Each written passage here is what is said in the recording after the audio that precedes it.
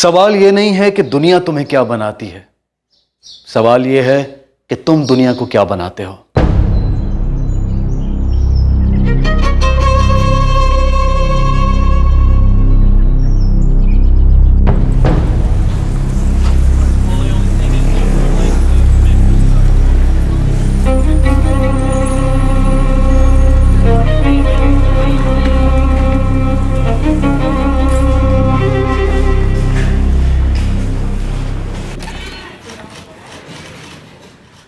कहाँ है वो?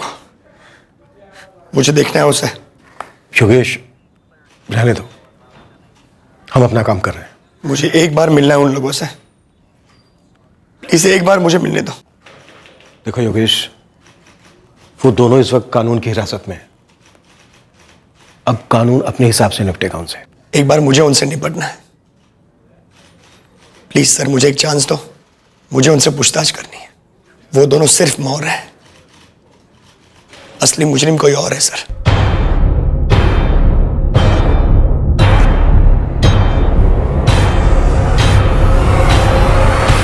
हम इस मामले की तह तक जाएंगे। जो लोग भी इसमें शामिल हैं, सब तक लिए जाएंगे। रंजीत और किशोर के अलावा एक तीसरा नाम भी सामने आया है। कौन है वो? एक टीम गई है उसे उठाने। नाम क्या उसका? ये हम अभी नहीं बता सकते। पहले हम उस तीसरे से पूछताछ करेंगे, उसके बाद बता पाएंगे। आप जब उसकी पूछताछ करेंगे मुझे भी वहां पे रहना है। यह नहीं हो सकता। मैं तुम्हारा आक्रोश समझ सकता हूं, लेकिन हमें हमारा काम हमारे तरीके से करने दो। योगेश, खुद से कुछ करने की सोचना भी मत। फैमिली है तुम्हारी, फैमिली के बारे में सोचना। इस वक्त उन्हें तुम्हारी सबसे ज्यादा जरूरत है।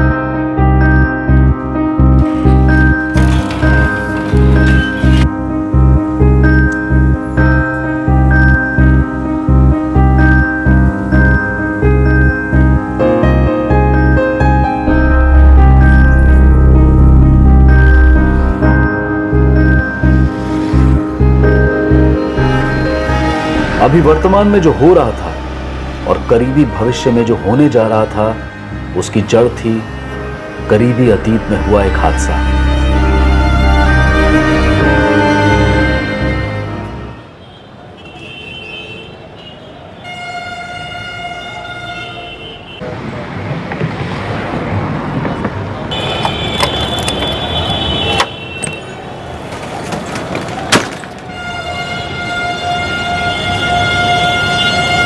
मंदिर पे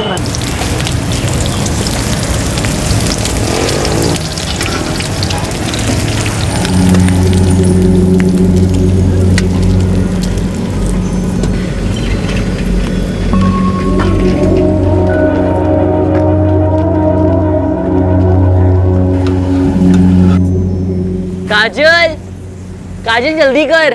हाँ आई भैया।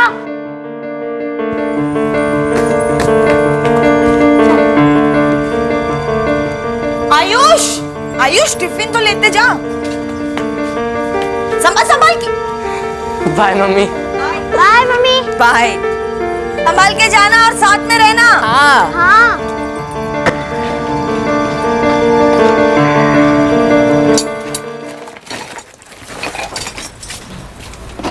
चलो डागर जी, निकलता हूँ।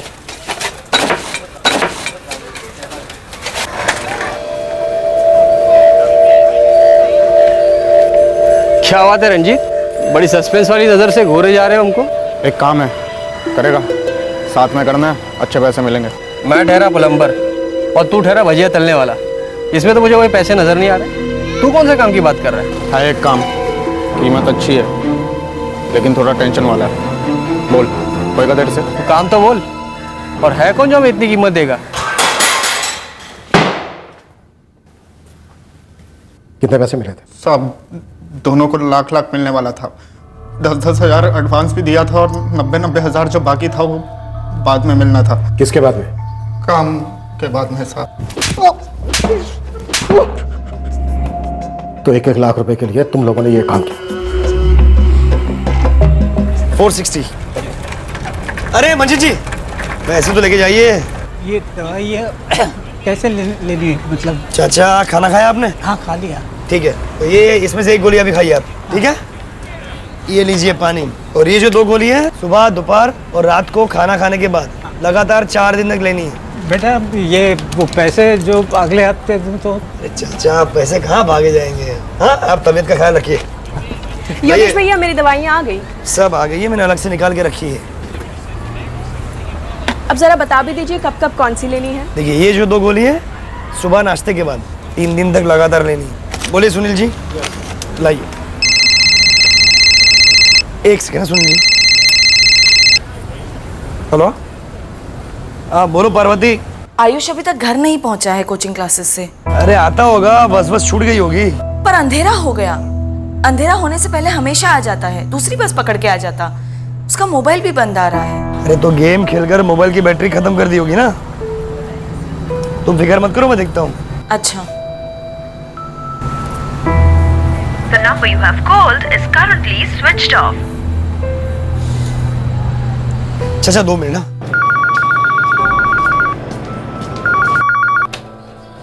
PT coaching classes? मैडम मैं आयुष तिवारी का फादर बात कर रहा हूँ। जी बोलिए सर। आयुष की क्लास अब तक चालू है क्या? नहीं तो 9th स्टैंडर्ड की सारी क्लासेस खत्म हो चुकी हैं और सारे बच्चे घर जा चुके हैं। अभी तो सिर्फ 10th स्टैंडर्ड की क्लासेस ही चल रही हैं। जी ठीक है। 8:15 होने आए हैं। अब तक तो दूसरी क्या तीसरी बस भी मिल जाती, घर भी पहुंच जाता। मैं दुकान बंद करके तुरंत निकलता हूँ। हाँ रास्ते में कहीं ना कहीं मिल जाएगा।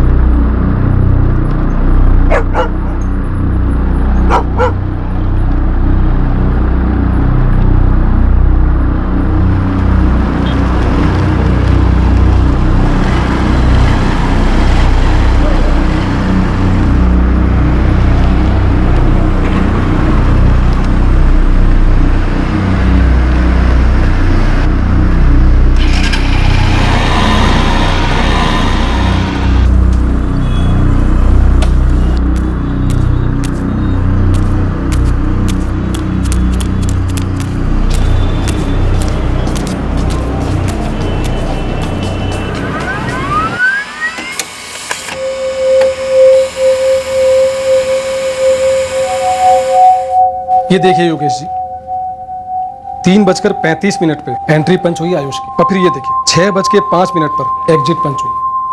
2 क्लासेस थी आज। पहली क्लास 3:45 से शुरू हुई थी, जो करीब 4:45 बजे खत्म हुई, और दूसरी क्लास 4:55 से करीब 6 बजे तक चली थी। पता नहीं फिर क्यों वो घर पर लौटा नहीं अब तक। मोबाइल भी बंद आ रहा है उसका। हो सकता है किसी फ्रेंड के यहाँ चला गया हो। नहीं पार्वती, स्कूल के दोस्त नहीं, ट्यूशन क्लासेस के दोस्त, जिसके घर पे आयुष जा सकता है। वो चेक किए? हाँ किया ना। 2 दोस्त हैं, अमित और रूपेश, दोनों से बात हुई। अमित और आयुष तो एक ही बस में घर आते हैं। तो क्या बोला अमित? उसने कहा आयुष आज बस स्टैंड तक आया ही नहीं। तो कहाँ गया होगा? उसने बताया नहीं अंकल। हम बस क्लास से निकले और मैं बस स्टॉप की तरफ चला गया। कल का ज्योमेट्री टेस्ट प्रिपेयर हो गया? नहीं यार, मेरा हो गया। घर पे आके करना पड़ेगा। चल बाय बाय, मैं जाता हूँ। चल बाय। तुमने पूछा नहीं आयुष को कि कहाँ जा रहे हो? तुम दोनों रोज साथ में आते जाते हो ना? नहीं अंकल, हमेशा हम साथ में नहीं लौटते। ज्यादातर तो आयुष नथुदा स्टॉप से बस लेता है। बेटा मैंने वहाँ भी चेक किया लेकिन कहीं नहीं मिला। भाई साहब, आपने दूसरे बच्चों के घर पर चेक किया क्या? मम्मी, आयुष की मम्मी के फोन के बाद मैंने हमारे क्लास के सारे स्टूडेंट्स को फोन करके पूछा, लेकिन आयुष किसी के पास नहीं था। कहाँ गया होगा?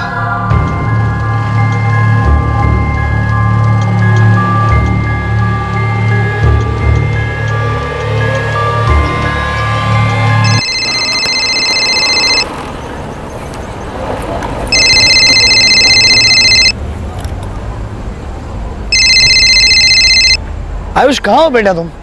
9:30 बज गए बेटा। पागलों की तरह सारा उज्जैन छान मारा। तिवारी बात सुन। हेलो, कौन बोल रहा है? कौन हूँ से क्या मतलब है बे? हूँ कोई, बात सुन मेरी।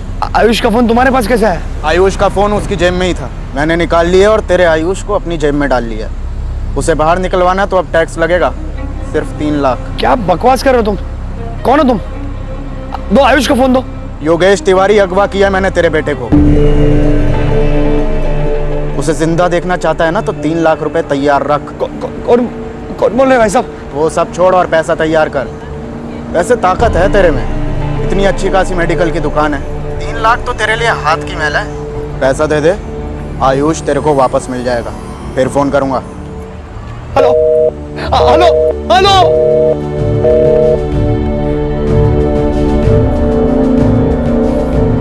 The number you have called is currently switched off. निशाना बड़ी चालाकी से चुना गया था। एक लंबे अरसे तक साधने के बाद तीर एक दिन चुपके से चलाया गया था। इस किडनैपिंग का खेल लंबा नहीं चलने वाला था, लेकिन इस जुर्म की गूंज काफी दूर तक पहुंचने वाली थी। जो हासिल करना था वो था एक तीर से 2 निशाने।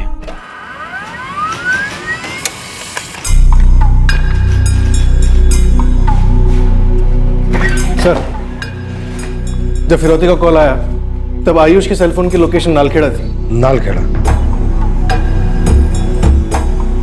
यहां से करीब 2.5 घंटे की दूरी पर। नालखेड़ा? लेकिन कैसे? आयुष की फोटो मिली योगेश? नहीं सर, मैं मेरी वाइफ को फोन करके बोलता हूँ फोटो भेजने के लिए। गुड, उनको बोलो अभी भेजें। नालखेड़ा पुलिस से कांटेक्ट करो। फोन की लोकेशन नालखेड़ा है, इसका मतलब जरूरी नहीं है कि विक्टिम भी नालखेड़ा में। एक से ज्यादा किडनैपर हो सकते हैं। हो सकता है किडनैपर घूम घूम के हमें कॉल कर रहा हो गुमराह करने के लिए। फोटो फोटो क्यों चाहिए उसकी? आयुष कहाँ है? सब समझाऊंगा लेकिन बाद में। अभी मुझे आयुष की फोटो चाहिए, जल्दी। नहीं, पहले आप बताइए मुझे क्यों चाहिए फोटो, क्या हुआ है? पार्वती, आयुष को किसी ने किडनैप कर लिया। हिम्मत रखना प्लीज पार्वती। मैं कुछ नहीं होगा, आयुष को कुछ नहीं होगा। मैं अभी पुलिस स्टेशन में ही हूँ। मुझे जल्दी आयुष की फोटो भेजो प्लीज। मम्मी क्या हुआ?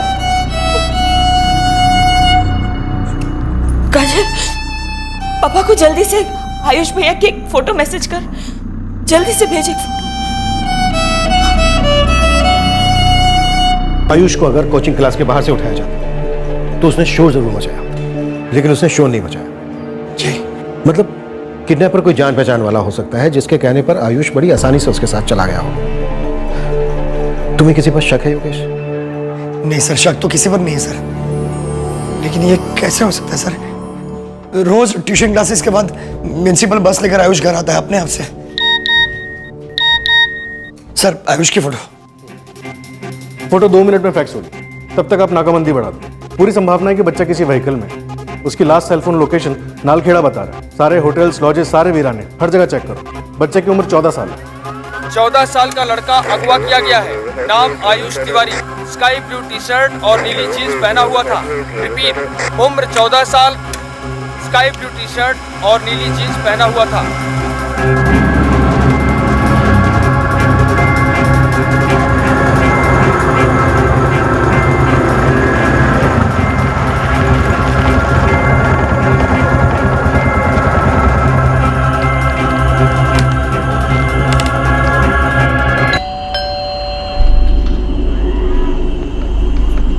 बेटा, हम पुलिस से हैं। मैंने मिसेस तिवारी का फोन मेरे फोन के साथ पैच कर दिया है। सारे कॉल सेंट्रल लाइन से रूट कर दो और कॉल लोकेशंस की लॉग भी चाहिए मुझे। ओके। कौन उठा ले गया मेरे बच्चे को? किसने किया है ये सब? पार्वती जी, फिलहाल हमें बस इतना पता है कि आपका बेटा अगवा हुआ है और फिरौती की मांग हुई है। हमें ये नहीं मालूम कि वो लोग कौन हैं, लेकिन इतना मालूम है कि आपके बेटे को आपके पास लौटाएंगे। कब? जल्दी। वो लोग कभी भी आपके फोन पे कॉल कर सकते हैं, क्योंकि आयुष के साथ साथ आयुष का मोबाइल फोन भी है उनके पास। सर, योगेश जी का फोन सर्वेलेंस पे डाल दिया गया है। नालखेड़ा नाकाबंदी बढ़ा दी गई है, पर अभी तक कुछ हाथ नहीं लगा। मैं तो सोच भी नहीं सकता सर, कोई मेरे साथ ऐसा क्यों करेगा? तुम्हारा किसी के साथ कोई झगड़ा? नहीं सर, पूरा चैतन्य नगर मुझे जानता है। मैं सबको दवाइयाँ भेजता हूँ। थोड़ा दिमाग पर और जोर डाल। तुम्हारी शॉप अच्छी चल रही है जिसकी वजह से फिरौती मांगी गई, पर किडनैपिंग की क्या कोई और वजह हो सकती है? मतलब किसी एम्प्लॉय के साथ कोई झगड़ा? नहीं सर, छोटी सी दुकान है मेरी, मैं अकेले ही धंधा संभालता हूँ, कोई हेल्पर भी नहीं मेरे पास। जैसा कि किडनैपर ने बोला वो फिरौती के लिए तुम्हारा फोन करेगा। हमने तुम्हारे फोन के साथ साथ तुम्हारी वाइफ का फोन भी सर्विलेंस पर डाल दिया है। हमारे 2 आदमी तुम्हारे घर के बाहर पहरा दे रहे हैं इस वक्त। तुम्हारे बेटे आयुष की फोटो और डिटेल्स पूरे जिले में सर्कुलेट हो रही है। तो अब इंसान, जब तक कि कोई खबर नहीं आ जाती या किडनैपर का कॉल नहीं आ जाता। देखो योगेश, 11 बज गए हैं। मुझे लगता है इस वक्त तुम्हें घर जानी चाहिए। आपको पता है मेरा बेटा अगवा हुआ है सर। जानता हूं योगेश, लेकिन हम कोई कसर नहीं छोड़ेंगे आपके बेटे को सही सलामत वापस लाने।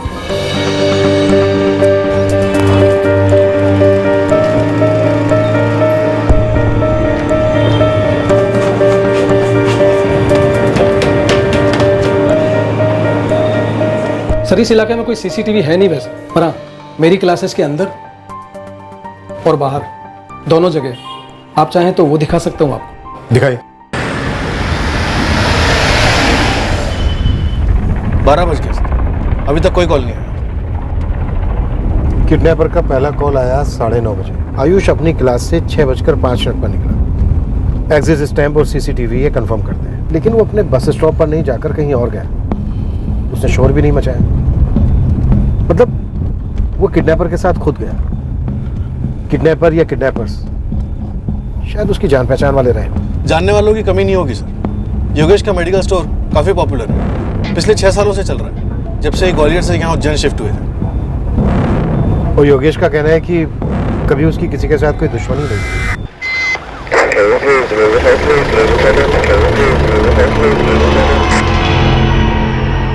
सर, शहर से बाहर जाने वाले हर रास्ते पर नाकाबंदी की है। हमारी पेट्रोल टीम भी गश्त पे है और उन सभी के पास आयुष की तस्वीर और डिटेल्स भी मौजूद है। प्रेशर बनाए रखो जगह। एक से ज्यादा किडनैपर्स हो सकते हैं। हो सकता है नालखेड़ा से रैंसम कॉल हमें गुमराह करने के लिए कह रहे हैं। बच्चा शायद अभी भी उज्जैन में ही है। मैडम, मैं कल सुबह तक 3 लाख रुपए कैश अरेंज कर सकता हूँ। मैं दे दूंगा पैसे और ले आऊंगा मेरे बेटे को वापस। खत्म करते ये सब। योगेश जी, खत्म तो तब करेंगे ना जब किडनैपर का कॉल आएगा। आप मुझे एक बात बताइए, कौन कौन ये जानता है कि इतनी शॉर्ट नोटिस में आप 3 लाख रुपए इकट्ठा कर सकते हैं? मुझे कुछ नहीं पता मैडम, कौन कौन मेरे बारे में ये सब जानता है और कौन मेरे बेटे को अगवा कर सकता है। सुनिए, हम पैसे दे देंगे, उन्हें जो चाहिए सब दे देंगे।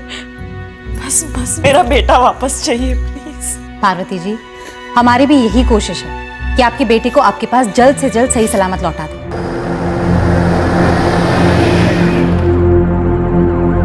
सर, अभी तक कॉल नहीं आया। 6:05 पर आयुष और अमित अपनी क्लास से निकलते हैं। और उसके बाद लड़का गायब। पीडी कोचिंग क्लासेस के एरिया में उस वक्त काफी ट्रैफिक होता है, भीड़ भाड़ होती है। इतनी भीड़ में आयुष को किडनैप करना नामुमकिन लगता है। आयुष जरूर किसी जान पहचान वाले के साथ गया होगा। 14 साल के लड़के ने भरोसा किया उस पर। उसी के फोन से रैंसम का कॉल किया गया सर। ये कॉल मुझे परेशान कर रहा है राकेश। क्या ये कॉल वाकई में जेन्युइन कॉल था फिरौती के लिए, या फिर कोई गेम है? और अभी तक कोई दूसरा कॉल भी नहीं आया। एग्जैक्टली। आखिर ये किडनैपर चाहता क्या है?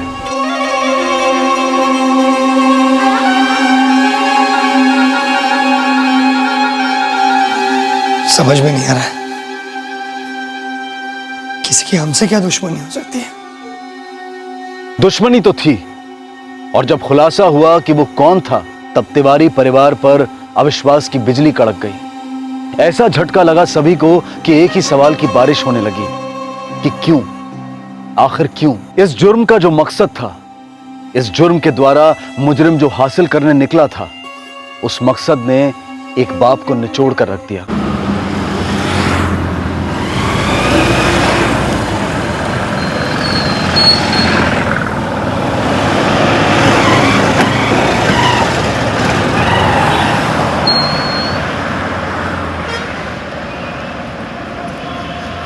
योगेश,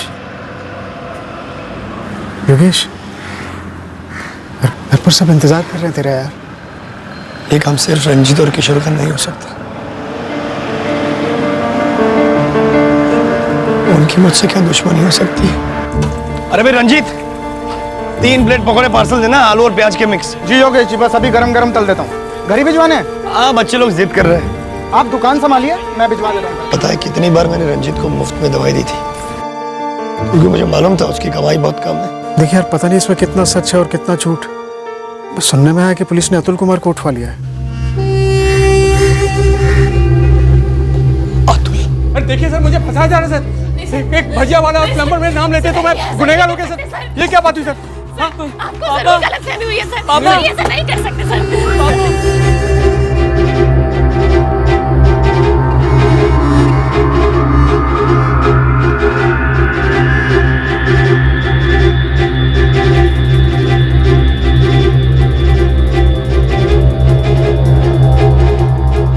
साहब ये रंजीत मेरे पास आया था, बोला पैसा मिलेगा, इसीलिए मैं उसके साथ गया। किसके कहने पर क्या? वो एक हफ्ता पहले मेरे पास अतुल कुमार आया था। जिंदगी और भजिया ही चलते रहेगा रंजीत। अतुल जी कुछ और आता तो करते ना। आप ही बताइए कोई काम हो हमारे लायक। है, तेरे लायक काम है। पैसे बड़े हैं पर काम भी बड़ा है। क्या करना क्या होगा? भजिया नहीं तलना होगा, थोड़ा खतरनाक है। खतरनाक मतलब? कुछ हासिल करना हो जिंदगी में तो खतरों से खेलना पड़ता है। आगे बोलिए। आगे नहीं, मेरे पीछे देख। कौन है वो? ये तो अपने योगेश जी हैं। पहली बात, अपना कोई नहीं होता। दूसरी बात, ये अब योगेश जी नहीं, सोने की मुर्गी हैं, सिर्फ सोने की मुर्गी। और इस मुर्गी का एक चूजा है, आयुष। भरोसेमंद आदमी चुन ले तो कर दे मेरा काम। दोनों को 1-1 लाख दूंगा। काम मतलब ये योगेश जी के बेटे आयुष को उठाना है, अगवा, किडनैप।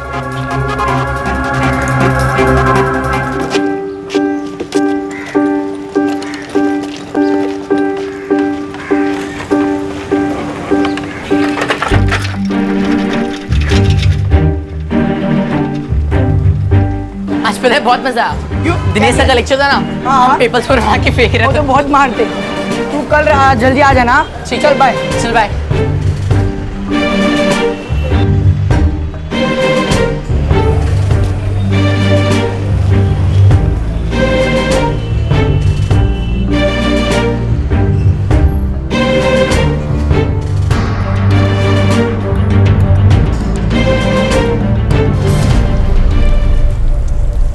स्कूल के रास्ते तो भूल ही जा, छोटी बहन हमेशा साथ में रहती है। सबसे सही रहेगा ट्यूशन क्लास के बाद में उठाएंगे।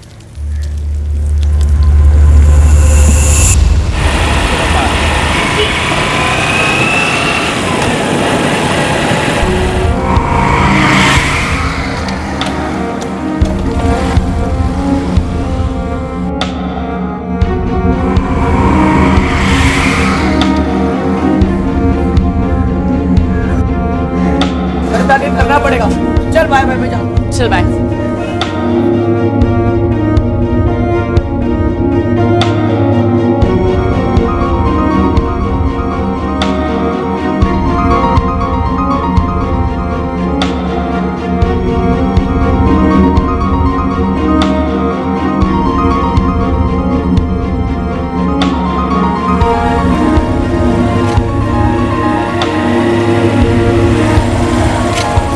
अरे आयुष। अरे रंजीत भैया आप? हाँ, कहाँ? घर की तरफ जा रहा है क्या? हाँ, अभी अभी क्लासेस से छूटा ना। अच्छा तो बैठ जा, मैं छोड़ देता हूँ, वहीं जा रहा हूँ। घर की तरफ? हाँ हाँ ठीक है।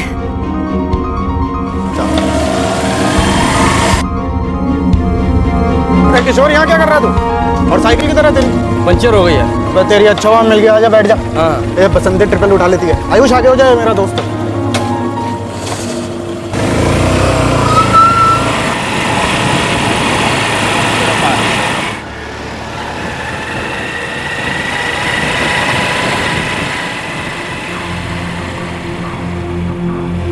अरे रंजीत भैया, ये हम कहाँ जा रहे हैं? हाँ, वो एक छोटा सा काम है, वो कर लेते हैं, फिर चलते हैं घर की तरफ। भैया एक काम कर, मुझे उतार दो, मम्मी टेंशन में आ जाएगी। मैं बस पकड़ के चला रहा हूँ। अरे बैठे रहे यार, 2 मिनट का काम है, कहाँ रोज पाएंगे ऐसा काम। नहीं भैया, मुझे उतार दो, मुझे देरी हो जाएगी। ये लड़के ज्यादा टैटे मत कर, वरना यहीं गला काट दूंगा तेरा। अपहरण के दिन पूरी कोशिशों के बावजूद पुलिस ये पता नहीं लगा पाई कि आयुष को कहां ले जाया गया था और वो किस हाल में था।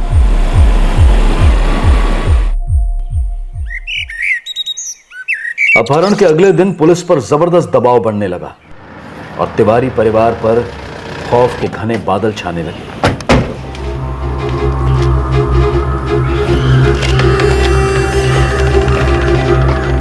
सर, कांस्टेबल चौबे ने कई राउंड्स लगाए पर घर पर नजर रखता हुआ कोई नहीं दिखाई दिया। सर अब बस मैं सीधे बैंक जाता हूँ, पैसे निकलवाता हूँ। पैसे निकाल कर क्या करोगे योगेश?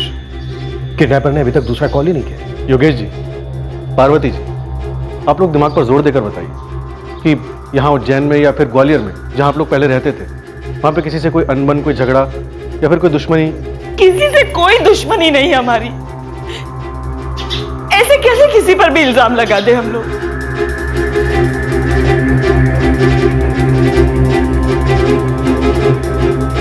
बेटा, आप और आयुष एक ही स्कूल में पढ़ते हो ना?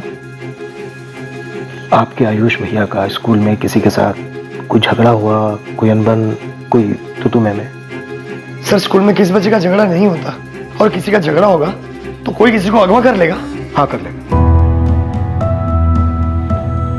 आप सोच भी नहीं सकते कितनी छोटी छोटी बातों को लेकर किडनैपिंग हो सकती है। इस वक्त हम एक छोटी सी तू मैमे को भी नजरअंदाज नहीं कर सकते। जिस तरह से आयुष की किडनैपिंग हुई है, उसे ऐसा ही लगता है कि मामला कुछ पर्सनल है। किडनैपर ने फिरौती के लिए 3 लाख रुपए मांगे हैं और उसने ये जानने के लिए अभी तक दूसरा कॉल नहीं किया कि आप लोग पैसा जुटा पाए हो या नहीं। अगर ये किसी पेशेवर का काम होता तो अब तक जगह और टाइम दोनों बता चुका होता डिलीवरी के लिए। आपके जितने भी करीब के जान पहचान वाले हैं, रिश्तेदार हैं, कस्टमर्स हैं, सबके नाम, नंबर और प्रोफेशन हमें लिख कर दीजिए। हो सकता है कोई ऐसा हो जिसके बारे में आप सपने में भी नहीं सोच सकते।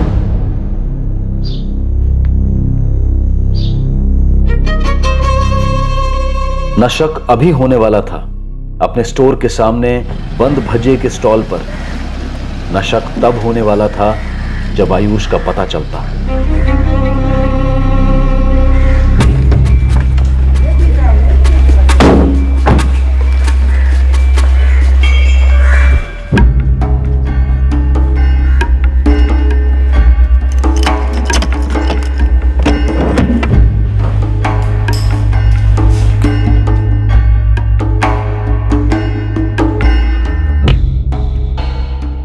अतुल इसके पीछे, मतलब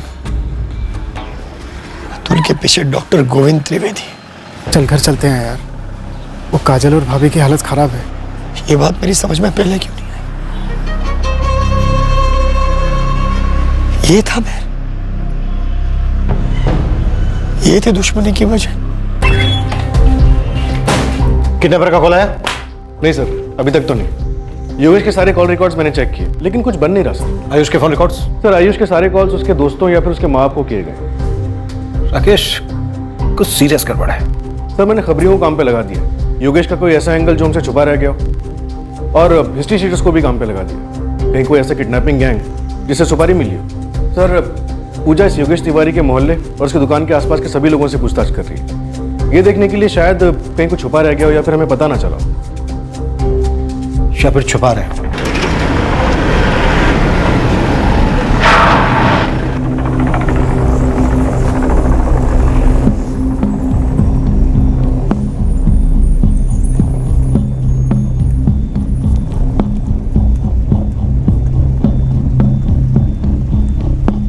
क्या बात कर रहे हो मैडम?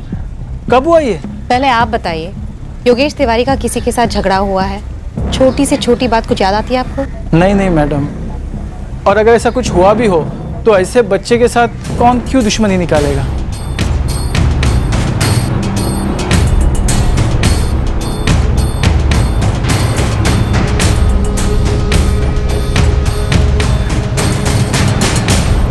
मैडम, बोलने में किसी को योगेश के किसी भी लड़ाई झगड़े की कोई खबर नहीं। और पार्वती तिवारी, उसका कोई मसला या अफेयर या कुछ? नहीं मैडम, ऐसा किसी ने कुछ नहीं कहा। सारे लोग योगेश की बड़ी तारीफ करते हैं। तो फिर बच्चे को अगवा किया क्यों? किसी न किसी से कोई दुश्मनी जरूर हुई होगी।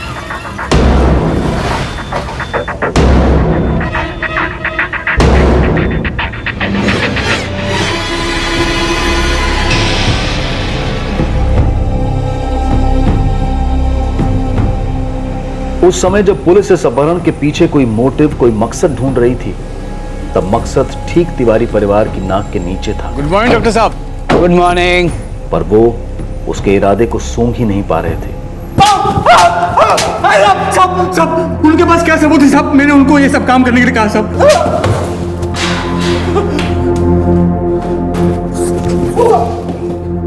क्या बोला था ये? क्या बोला था कि उठा के बस मारना है, 1-1 लाख रुपए मिलेगा? हाँ हाँ साहब, यही बोला था।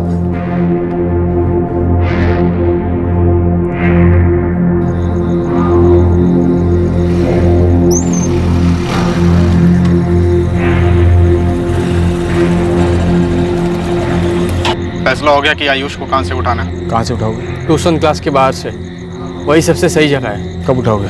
कल काम हो जाएगा। ये एडवांस है, काम होने के बाद बाकी पैसे मिल जाएंगे। उठा के फिरौती मांगे ना।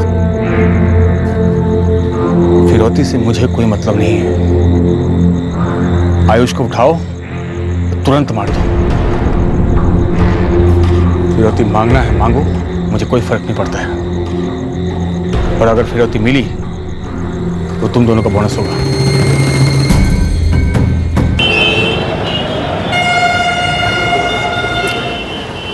क्या देख रहा है?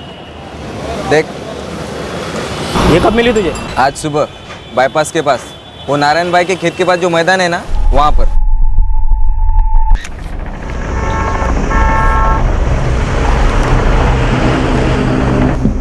कौन है ये लड़का? उज्जैन का लड़का है। कल रात को चैतन्य नगर थाने से फोटो मिला मेरे को। सर, एक बुरी खबर है। लाश मिली? कुछ बोल क्यों नहीं रहे आप? प्लीज बताइए ना, हॉस्पिटल क्यों आए हैं? आयुष ठीक है ना? ये कुछ नहीं बोल रही है, प्लीज कुछ बोलो ना। किधर ठीक नहीं है, मैं झूठ नहीं बोलूंगी। क्या हुआ है? क्या हुआ है? आज सुबह तनोड़िया में आयुष की लाश मिली है।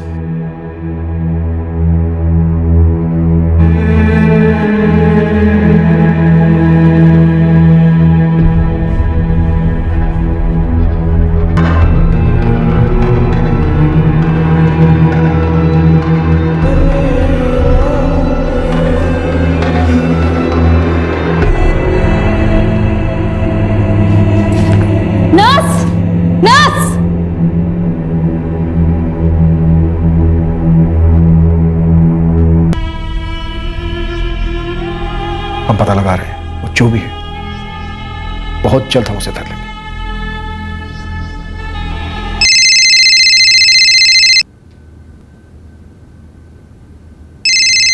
फोन उठाओ योगेश, उसी का होगा। सर, नंबर मिल गया।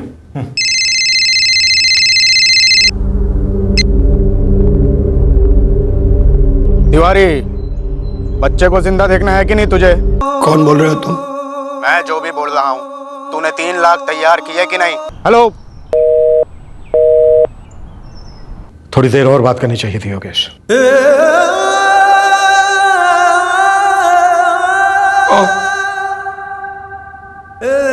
और थोड़ी देर, और थोड़ी देर। क्या बात करता मैं? क्या बात करता मैं? बताओ।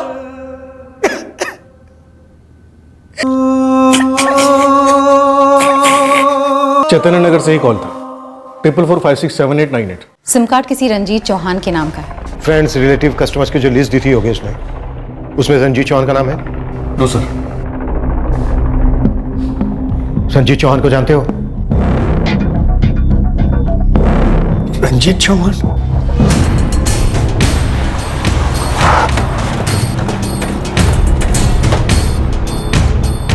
चल साहब, अरे पर हुआ क्या? अरे कुछ तो बताइए साहब। लेकिन मैंने किया क्या, ये तो बताइए। आप ऐसे उठा के लेके जा रहे हैं साहब।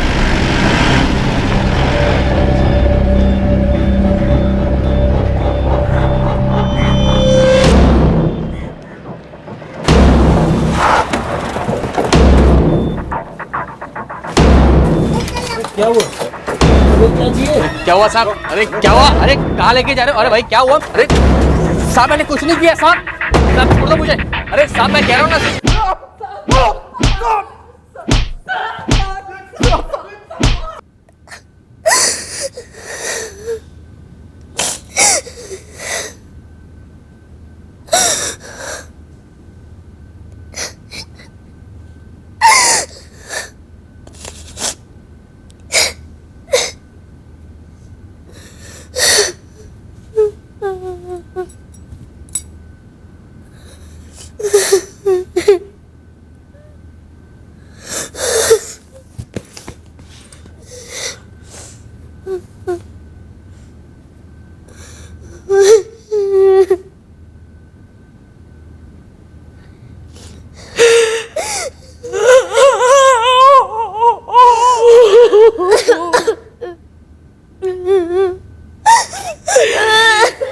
मार डाला।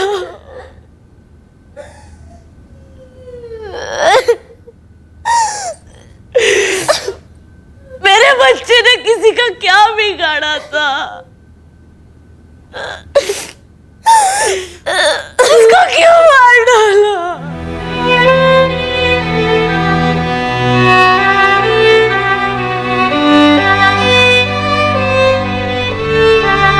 देख योगेश, अतुल ने ये क्यों किया, अतुल के पीछे कौन है, ये सब पता करने में थोड़ा वक्त लगेगा। चल यार घर चलते हैं यार, आयुष का क्रियाक्रम भी करना है ना यार।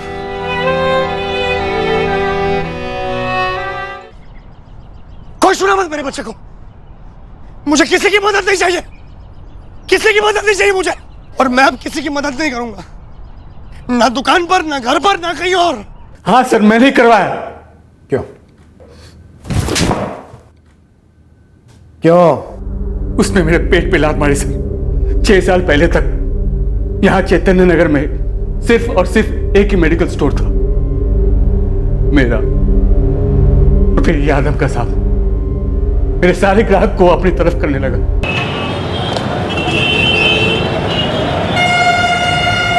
अम्मा जी, ये रही आपकी दवाई, जल्दी से अच्छे हो जाइए, ठीक है? ये दीजिए आपकी। बोलिए राम जी भाई। अरे योगेश भाई, मुझे भी कोई दवाई दे दो। डॉक्टर ने ये दवाई लिख के दी, कुछ फर्क ही नहीं पड़ता। 2 मिनट रुकिए प्लीज। एक एक करके मेरे सारे ग्राहकों को पटा कर रखने लगा सर। खुद दवाई प्रिस्क्राइब करके कभी डॉक्टर बनता, तो कभी मुफ्त और उधार पर दवाइयां देके बड़ा अच्छा बनता सबकी नजर में। जानबूझकर मेरे धंधे को बर्बाद करने पे तुला हुआ था साहब वो। तो तूने उसके, और मेरा बच्चा भूखा मरता साहब, वो मेरा बिजनेस बर्बाद कर चुका था।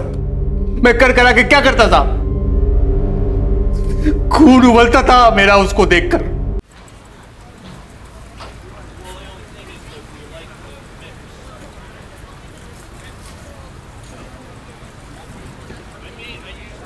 ओ अश्विन भैया,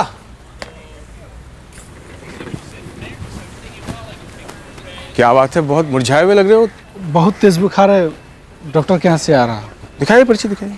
अरे नहीं, रहने तो मैं योगेश के यहाँ से दवा ले लूंगा। ये क्या बात कर दी आपने? हाँ, इतने साल से मेरे से दवाई ले रहे हो, ये अचानक योगेश से क्यों? हाँ, अरे दवाई भी वही है, दाम भी वही है। आइए चलिए। बात यह है कि मैं योगेश की दुकान से उधार लेता हूँ, और वो भी दवा लेने के बाद में छोटी छोटी किश्तों में चुका देता हूँ। इसमें कौन सी बड़ी बात है? अरे हमसे उधार ले लो, हम भी उधार दे देंगे। हाँ, अतुल ने इस मोहल्ले में किसी को उधार नहीं दिया है, और आपको देगा। चलिए आइए आइए आइए आइए, जिद कर रहे हैं। आइए आइए, इसमें कौन सी बड़ी बात है, दवाई हम देते हैं आपको। सुनिए सुनिए ना, वो अतुल भाई साहब देखिए हमारे ग्राहक को अपनी तरफ खींच के लेके जाने की कोशिश कर रहे हैं।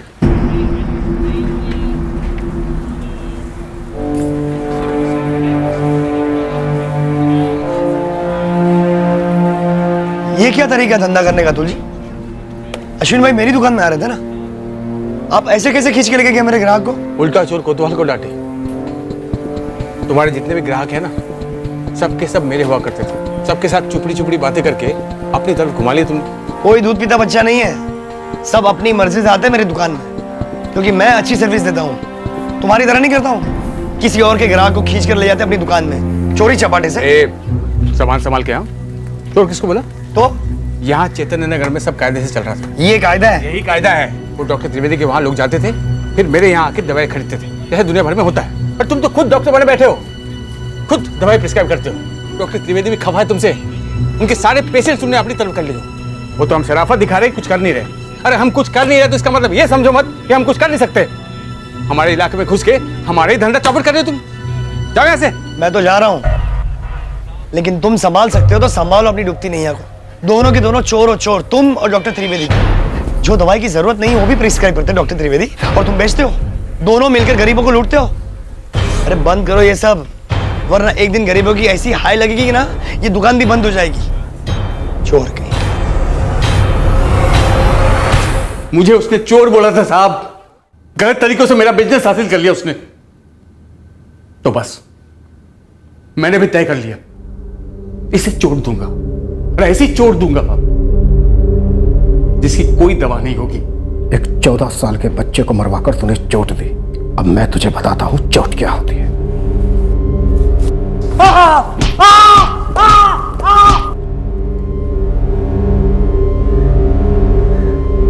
इतनी नफरत? हाँ योगेश, इतनी नफरत। अरे तुम मेरा गला काट देता। मेरा आयुष ने उसका क्या बिगाड़ा था? कितना अच्छा था मेरा आयुष, पढ़ना चाहता था, डॉक्टर बनना चाहता था। मेरा और पार्वती का सब कुछ था आयुष, हमारी आंखों का तारा था वो। तभी तो योगेश, तभी तो।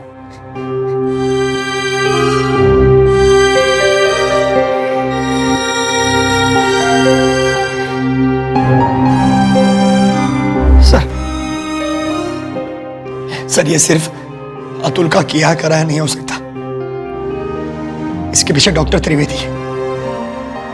ये सारी साजिश डॉक्टर त्रिवेदी की रची रचाई हुई है। कमाल कर रही हैं आप। दो केमिस्ट की लड़ाई में आप मुझे क्यों घसीट रही हैं, वो भी मर्डर के केस में? मेरे सीनियर आपसे कुछ सवाल करना चाहते हैं, प्लीज चलिए हमारे साथ। देखिए मैम, आप समझ नहीं रही हैं। अतुल ने जो कुछ भी किया उसकी खबर मुझे या मेरे पिताजी को नहीं थी। और तो और हमें तो ये भी नहीं पता कि योगेश के बेटे का मर्डर हो गया। वो तो खबर आई न्यूज में, तब जाके पता चला। I know it was really very shocking. Doctor साहब, आपका नाम आया है, पूछताछ तो बनती है। मैं मानता हूं रूल के हिसाब से ये ठीक नहीं है, पर ये कोई नई बात नहीं है डॉक्टर त्रिवेदी। बहुत से मेडिकल स्टोर वाले अपने कस्टमर्स को खुद दवाई बता देते हैं। पॉइंट क्या आपका? तो पॉइंट ये है डॉक्टर साहब, योगेश भी अपने कस्टमर्स को खुद दवाई बता देता था, तो जाहिर सी बात है आपके पेशेंट कम हो रहे होंगे, और पेशेंट कम होने का मतलब है इनकम कम होना। So what? एक अजीब वाहियात एंगल पेश कर रहे हैं आप कि कोई केमिस्ट 4 पेशेंट्स को गैर कानूनी तरीके से सर्दी जुकाम पेट दर्द की दवाइयां खुद प्रेस्क्राइब करता था, इसलिए मैंने एक क्वालिफाइड एस्टेब्लिश्ड डॉक्टर ने उसके बेटे का, उसके 14 साल के बेटे का मर्डर करवाया। नॉनसेंस। ये अनुमान भी कैसे लगाया आपने? डॉक्टर त्रिवेदी, विक्टिम के फादर ने डायरेक्टली आपका नाम लिया है, और उसका कहना यह है कि अतुल के पीछे आप हैं। नहीं, मैं किसी के पीछे नहीं हूं, सबसे आगे हूं मैं। आप बुलाइए अतुल को, पूछिए मेरे सामने क्या मैंने करवाया ये सब। बुलाइए उसे, पूछिए। झूठ बोलता हूं डॉक्टर, उन दोनों की सांठगांठ थी सब में सर, धंधे में भी और मेरे बेटे की हत्या करने में भी। मेरी वजह से उन दोनों का धंधा कम हो गया था। कोई सामने से नहीं बोलेगा, मैं बोलता हूं। डॉक्टर दवाइयां प्रिस्क्राइब करता था और अतुल उसे बेचता था, और जरूर उस दवाई की बिक्री में डॉक्टर का कमीशन रहा होगा। मेरी वजह से उन दोनों की मिलीभगत चल नहीं पाई। तुम इस वक्त बहुत दुखी हो, गुस्से में हो, ये मैं अच्छी तरह से समझ सकता हूं, लेकिन ऐसे जोश में आकर हम किसी पर झूठा इल्जाम नहीं लगा सकते। मैं आपको बोलता हूं सर, मुझे पक्का यकीन है ये सब डॉक्टर त्रिवेदी का किया कराया है सर। मेरे बेटे का कातिल जितना अतुल है, उससे कई ज्यादा डॉक्टर त्रिवेदी है, खूनी है वो।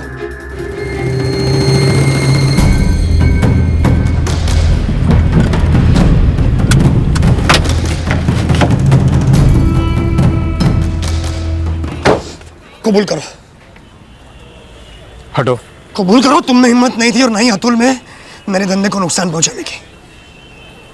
तुम दोनों की बेईमानी का धंधा मेरी ईमानदारी की वजह से चौपट हो चुका था, और इसका बदला तुमने कैसे लिया? मेरे मासूम बेटे का गला काटकर। नॉनसेंस बातें मत करो योगेश, मैं पुलिस में पहले बता चुका हूं, अतुल से मेरा कोई वास्ता नहीं है, समझे? हटो। देखिए योगेश जी, आप अपनी हद पार कर रहे हैं, मेरे पिताजी की इज्जत खराब करके। तुम चाहते हो ना मैं मेरी हद में रहूं, तो बोलो अपने बाप को अपना गुनाह कबूल करे, सबके सामने कबूल करे कि इन्होंने ही मेरे बेटे की हत्या करवाई है। एक भजिया तलने वाले प्लम्बर को चंद पैसे क्या दे दिए? तुम्हें क्या लगा तुम्हारा पाप छुप गया? किसी को पता नहीं चलेगा? मैं सारी दुनिया के सामने तुम्हारी पोल खोलूंगा, नंगा करूंगा मैं तुम्हें। बस, अब एक लफ्ज और नहीं। हटो सामने से, हटो।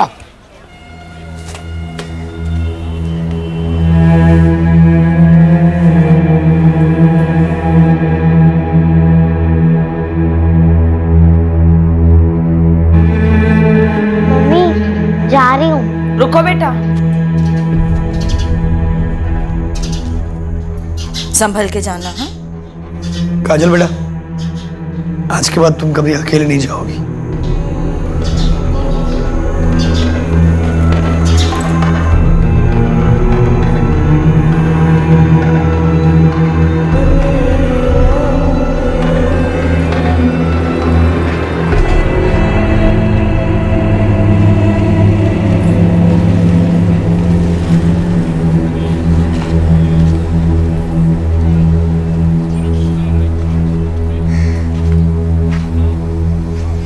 बेटा बस करो, कितनी सजा दोगे खुद को? सजा तो उन्होंने मेरे मासूम बच्चे को दी, ताकि मुझे ऐसा घाव लगे जो कभी भरे नहीं। अतुल की दुकान बंद है, तुम दुकान खोल नहीं रहे हो। इलाके के सभी मरीज परेशान हैं, सजा उन सबको मिल रही है ना। कोई जिए या मरे मुझे रत्ती भर फर्क नहीं पड़ता चाचा। मुझे मेरे बेटे के कातिलों को सजा दिलवानी। अब मेरी जिंदगी का सिर्फ एक ही मकसद है, और ये मकसद तब तक पूरा नहीं होगा जब तक मेरे बेटे के कातिल खुलेआम घूम रहे हैं।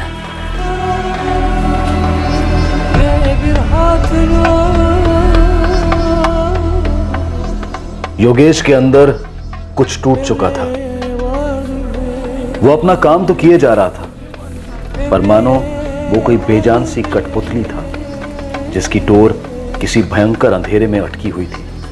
यह अंधेरा सिर्फ तब दूर हो सकता था जब उसे अपने बेटे के लिए इंसाफ मिलता, जो इस वक्त उसे अधूरा लग रहा था। सारे आरोपी जुडिशियल कस्टडी में हैं। बहुत जल्द हम चार्जशीट फाइल करने वाले हैं। लेकिन मुख्य आरोपी डॉक्टर त्रिवेदी है, जो अभी भी बाहर है। योगेश अतुल से हमने एक बार नहीं, 2 बार नहीं, बल्कि दर्जनों बार पूछताछ की है। डॉक्टर त्रिवेदी को भी 4 से 6 दफा हमने बुलाया है पूछताछ के लिए, लेकिन डॉक्टर त्रिवेदी के खिलाफ हमें कोई सबूत नहीं मिला। मुझे खुद अतुल से पूछताछ करनी है। कानून तुम्हें इस बात की इजाजत नहीं दे सकता। कानून को अपना काम करने दो, भरोसा रखो उन पर। योगेश भरोसा नहीं कर पाया, उसका घाव नहीं भर पाया।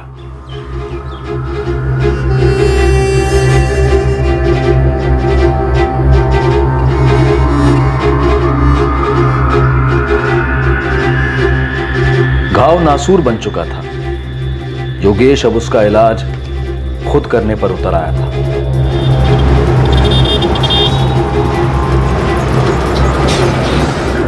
उसके इस नासूर के ज्वालामुखी में उबलते लावा को कोई नहीं देख पाया था, जो फटने की कगार पर था।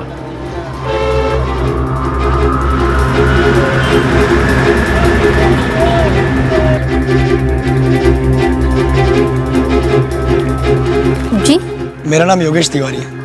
उस्मान से बात करनी है। उस्मान, हाँ जी कहिए। एक काम है तुमसे, मुझे एक बंदूक चाहिए। मैंने पढ़ा तुम्हारे बारे में अखबार में, तुम हथियार बेचते पकड़े गए थे। अभी अभी तुम्हारी जमानत हुई है। मुझे कितनी जल्दी हथियार मिल सकते हैं? हथियार या तो पुलिस वालों के हाथ में होते हैं या फिर क्रिमिनल के, और क्रिमिनल तो तुम कहीं से लगते नहीं हो, तो फिर तुम्हें हथियार क्यों चाहिए? बंदूक की जो भी कीमत है तुम्हें मिल जाएगी।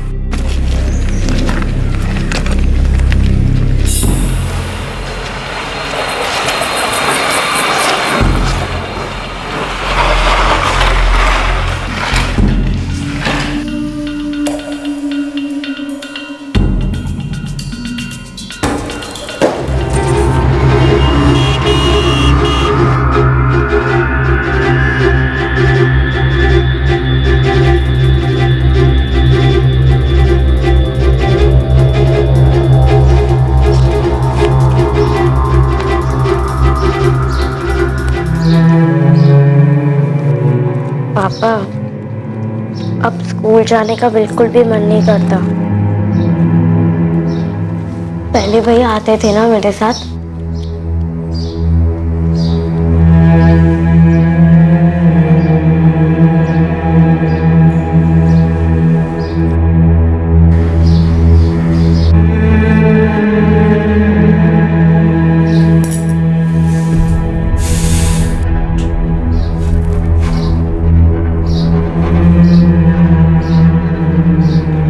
क्या हुआ?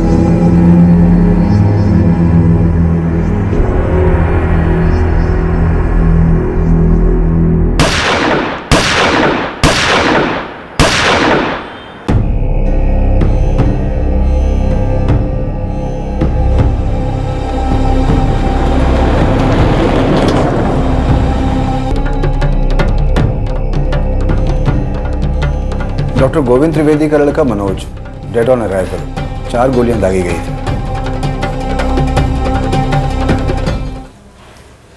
मनोज मनोज मनोज कहाँ है? मेरा बेटा मनोज कहाँ है? मनोज कहाँ है? बहुत गोलियां लगी उसको, ऑपरेशन किया उसका, गोलियां निकाली उसकी? हैं? आई एम सॉरी, आपका बेटा डेड ऑन अराइवल था। क्या कह रहे हैं आप? मनोज, मेरा मनोज कहाँ है? हटिए को बुलाओ, छोड़िए। मनोज कहाँ है? मनोज, डॉक्टर त्रिवेदी, अरे ऑक्सीजन फास्ट। मनोज,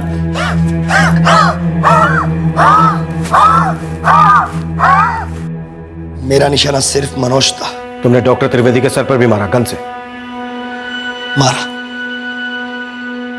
मैंने सिर्फ सर पे मारा क्योंकि मैं चाहता था कि डॉक्टर त्रिवेदी जिंदा रहे और तड़पे मेरी तरह। बेटा खोने का दर्द क्या है आप वो समझेगा। योगेश, मैंने पहले भी तुमसे कहा था, डॉक्टर त्रिवेदी का तुम्हारे बेटे आयुष के मर्डर से कोई लेना देना नहीं था। जरूर था इंस्पेक्टर, जरूर था। 4 महीने हो गए उन्होंने मेरे बेटे को मारे, और इन 4 महीनों में न जाने कितनी बार लगातार डॉक्टर त्रिवेदी ने हर वो मुमकिन कोशिश की अतुल, रंजीत और किशोर को छुड़वाने के लिए। इस बात को आप झुठला सकते हैं क्या? नहीं, यह सच है कि डॉक्टर त्रिवेदी ने अतुल की जमानत करवाने की कोशिश की। वो सिर्फ इसलिए कि अतुल की दुकान 4 महीने से बंद थी, उसके घर की हालत ठीक नहीं, बाकी दोनों यहां अकेले रहते। डॉक्टर त्रिवेदी सिर्फ उनकी मदद कर रहे थे। डॉक्टर त्रिवेदी का तुम्हारे बेटे आयुष के मर्डर से कोई लेना देना नहीं था। डॉक्टर त्रिवेदी ने मेरे मासूम बच्चे का कत्ल करवा दिया, और अब भी आप कहते हैं कि वो बेकसूर है। यस, कानून ने डॉक्टर त्रिवेदी को बेकसूर करार दिया है। कानून ने। मेरे कानून ने नहीं, मेरे कानून ने उसे सजा दे दी। अब वो समझेगा कि बेटा खोने का दर्द क्या होता है। अब उसे वो एहसास होगा। इस देश में एक ही कानून है। जिस तरह तुम्हारे बेटे के कातिलों को सजा मिलेगी, तुमने भी एक कत्ल किया है, उसके कत्ल की सजा तुम्हें भी मिलेगी। अब तुम अपना बेटा खोने के साथ साथ अपनी पत्नी, अपनी बेटी से भी दूर रहने का तरसाओगे।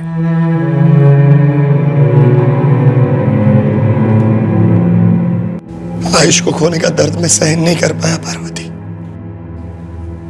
मैं भी नहीं सह पाई अपने बेटे को खोने का दर्द। काजल भी नहीं सह पाई अपने भाई को खोने का दर्द।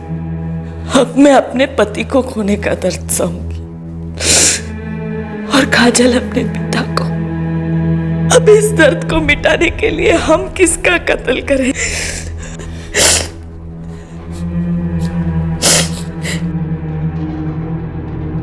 हासिल ना अतुल को कुछ हासिल हुआ और ना ही उसकी फैमिली को। बस दर्द का दायरा बढ़ता गया। योगेश को भी दरअसल कुछ भी हासिल नहीं हुआ, सिवाय इस बात के कि अब उसकी जिंदगी लंबे अरसे तक जेल में कटेगी। डॉक्टर गोविंद त्रिवेदी के खिलाफ पुलिस को अब तक एक सिंगल सुराग नहीं मिला है। अतुल कुमार, रंजीत चौहान, किशोर साहू, इन तीनों के खिलाफ योगेश के बेटे आयुष के अपहरण और उसके कत्ल के लिए चार्जशीट फाइल की गई है। दूसरी ओर योगेश के खिलाफ डॉक्टर त्रिवेदी के बेटे मनोज के कत्ल का केस शुरू होने वाला है। कहते हैं कंपटीशन हेल्दी होना चाहिए, लेकिन यह एक कटु सत्य है कि कंपटीशन हमेशा हेल्दी नहीं रहते। ऊंचाई पर चढ़ते वक्त दूसरों की सीढ़ियां खींचकर अपनी सीढ़ी से जोड़ लेना, यह ना सिर्फ प्रचलित है बल्कि कुछ लोग तो इस विषय में पोस्ट ग्रेजुएशन भी कर डालते हैं। पर एक लकीर होती है कॉमन सेंस और कानून के डर की, जो पार नहीं की जाती, वरना विध्वंस निश्चित होता है। दुनिया किसी के लिए नहीं रुकती, दुनिया ऐसे ही चलती है। अगर मैं ये नहीं करूंगा तो कोई और करेगा, कोई किसी का नहीं होता। ये सब शायद सच है, लेकिन उससे भी बड़ा सच ये है कि ये दुनिया हमसे बनी हुई है। हमारे गुण दुनिया के गुण बन जाते हैं। इसलिए अगर हम सब मिलकर ये सोचें कि हम इस कंपटीशन की अंधी रेस में भाग नहीं लेंगे,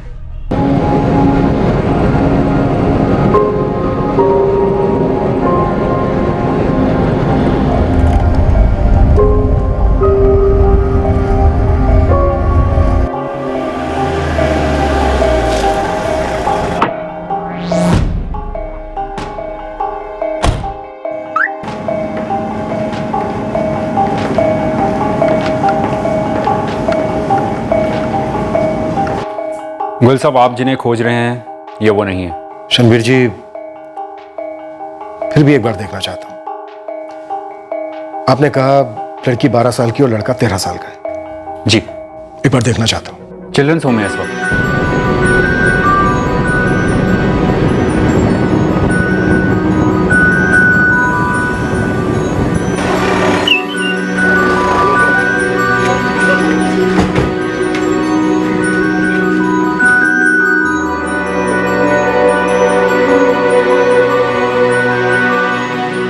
आनंद, गीता, कैसे हो तुम दोनों? ठीक है आंटी।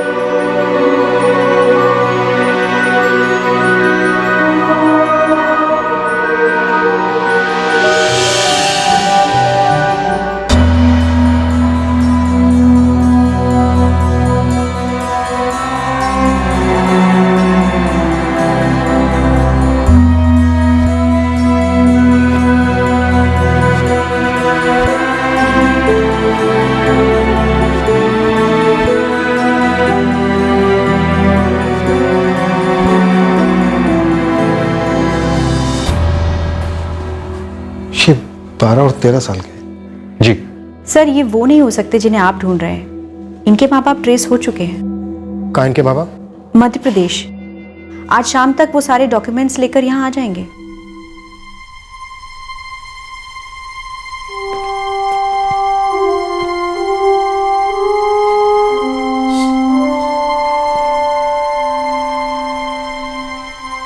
हमने इन दोनों को ट्रैफिकर्स के चुंगल से 1 हफ्ते पहले ही छुड़ाया था। गुल साहब, उनके पास और भी बच्चे हैं। ये रैकेट काफ़ी फैला हुआ है। शनवीर जी, मेरी जगह जो ऑफिसर आएगा उसे अपडेट्स देते रहे। जी। वैसे नई पोस्टिंग कब ज्वाइन कर रहे हैं आप? 10 दिन में। प्रमोशन के लिए कॉन्ग्रेचुलेशंस। Thank you. बस ये केस अधूरा छोड़कर नहीं जाता तो फीलिंग और अच्छी होती है।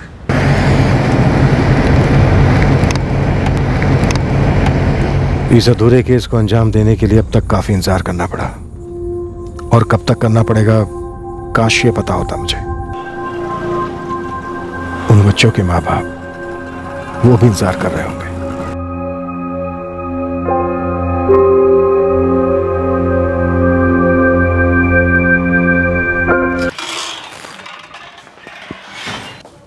भारद्वाज, सुशीला, इस महीने के आखिर में मैं नई पोस्टिंग ज्वाइन कर रहा हूं। ये 4 बच्चे, करण जायसवाल, मुक्ति जायसवाल, निशा ठाकुर, रानी ठाकुर, इनका मिसिंग केस अभी तक सॉल्व नहीं हुआ है। मेरी जगह inspector Malhotra charge take over कर रहे हैं। उन्हें पूरी अपडेट, पूरा कोऑपरेशन देते रहना। Yes sir. ये बच्चे जहां भी हैं, जिस हाल में भी हैं, मिलने चाहिए, जरूर मिलने चाहिए। लगता है गोयल साहब इस केस को बुला नहीं पा रहे। लेकिन बच्चे तो शायद भूल गए होंगे ना। इतने समय बाद बच्चे मिल भी गए तो क्या उन्हें कुछ याद होगा? पर माँ बाप को तो बच्चे याद ही होंगे, हर पल याद आते होंगे।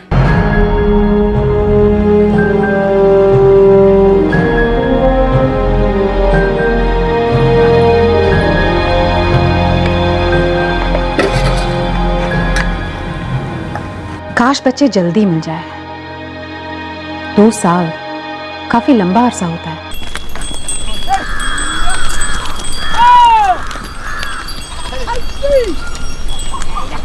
अरे मंजू, देर हो रही है, हम निकल रहे हैं सब्जी मंडी। ओ योगेश भाई, हाँ। आपने फिर अपना ठेला हमारे घर के सामने खड़ा कर दिया था। हाँ विद्या बहन, येरा हमारा घर, येरा हमारा ठेला, आमने सामने ही तो है। वो तो आज सुबह हमने ढकेल के वहाँ किया है। तो गलती हो गई, कल से हम यहाँ नहीं खड़ा करेंगे, ठीक है? चलते हैं, राम राम। विद्या, चाय में चीनी डाली नहीं तुम, सारी फीकी पी गए। अब ऐसी भी क्या जल्दी थी, खुद डाल लेते, वरना हमको बोल देते, हम डाल देते। अरे देरी हो रही है, निकलते हैं।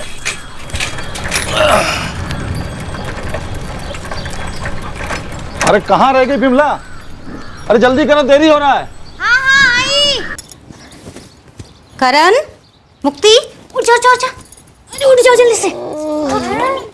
क्या हुआ माई, क्यों उठा रही हो? रोज इसलिए उठाती हूँ क्योंकि तुमको रोज स्कूल जाना है। हम बापू के साथ काम पे जा रहे हैं, तुम लोग खुद ही तैयार होके स्कूल चले जाना। बस 1 ही घंटा बचा है। तुम जाओ, हम संभाल लेंगे। और सुनो, नाश्ता और खाना बना के रख दिया है, नाश्ता करके जाना और लौट के खाना खा लेना। नहीं माई, आज हम खाना खा के जाएंगे और लौट कर नाश्ता करेंगे। पगला गई है का? अरे माई पगला तो तू गई है जो हमें रोज रोज बताती रहती है। चलो उठो जल्दी से स्कूल जाना। हाँ हाँ हाँ आई चलती हूँ मैं। जल्दी आओ। काहे इतना वक्त लगाती है विमला? देरी हो गया तो ठेकेदार पैसा काट लेगा ना। ना ना नहीं काटेंगे, चलिए चलिए। चलो। प्रणाम रघु भैया। प्रणाम बिमला दीदी। प्रणाम प्रणाम। चलो भी, अब ब्रश भी हम करवा देगा। जल्दी जल्दी हाथ चलाओ वरना हमरे हाथ चल जाएंगे दो दो। रानी निशा जल्दी हाथ चलाओ वरना सच में हमारे हाथ चल जाएंगे। मेहनत मजदूरी करने वाले 2 जोड़ों के ये 4 बच्चे, करण, उसकी बहन मुक्ति जायसवाल और रानी और उसकी बहन निशा ठाकुर, सभी गांव के एकमात्र गवर्नमेंट स्कूल में पढ़ते थे।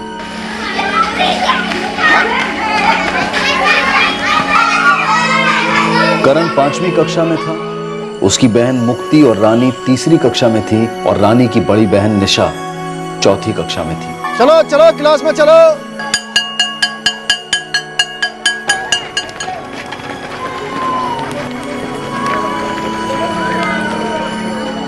अड़ोस पड़ोस में रहने वाले ये 4 बच्चे एक साथ स्कूल जाते और एक साथ स्कूल से लौटते। उनके स्कूल जाने का एक ही रास्ता था जहां से वो चलकर आते जाते। दोपहर का वक्त इन बच्चों के खेलने का वक्त होता और वो तब तक खेल में खोए हुए रहते जब तक उनके माँ बाप लौटकर उनके पीछे न लग जाते पढ़ाई और होमवर्क करने के लिए। वो दिन साल 2013 का था जब करण जायसवाल और उसकी छोटी बहन मुक्ति जायसवाल अपने पड़ोस की निशा ठाकुर और उसकी छोटी बहन रानी ठाकुर के साथ मिलकर रोज की तरह स्कूल के लिए पैदल निकल पड़े थे।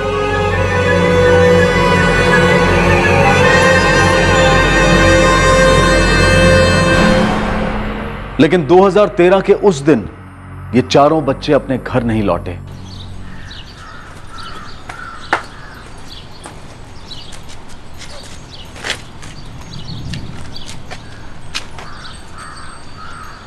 विद्या, ए विद्या, बच्चों को देखा क्या? नहीं, कोई आवाज भी नहीं सुनी। हम सोच ही रहे थे बच्चे आज बाहर खेल क्यों नहीं रहे हैं। और ये करण और मुक्ति को भी नहीं देखा? अरे उनके घर में तो ताला लगा हुआ है। अरे विमला के घर की चाबी तो यही है, मतलब करण और मुक्ति भी स्कूल से लौटे नहीं है। वो चारों तो हमेशा साथ ही रहते हैं। हाँ, 2:30 बजे स्कूल छूटता है, 3:15 तक तो वो लोग घर पे आके खाना भी खा लेते हैं। आज 3:30 हो गए, अब तक क्यों नहीं आए? अरे दीदी, स्कूल में रोक लिया होगा या फिर रास्ते में खेलने में मगन हो गए होंगे। अच्छे हैं। ये ली।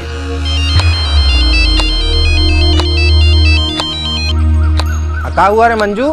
4 बज गए, रानी और निशा अभी तक नहीं आए स्कूल से। और करण मुक्ति लौटा है? वो लोग भी नहीं आए अब तक। तो कहीं खेल वेल रहे होंगे। एक काम करो ना, स्कूल जाके देखो। हाँ, और रास्ते पे नजर रखना। बिमला, हाँ अरे जाके घर देखना क्या हुआ। मतलब क्या हुआ? अरे मंजू बहन का फोन आया था, कह रही बच्चे नहीं लौटे अभी तक, ना उनके ना हमारे। जाके देख जरा। बिमला, हमने देखा, चाबी अभी भी वही है।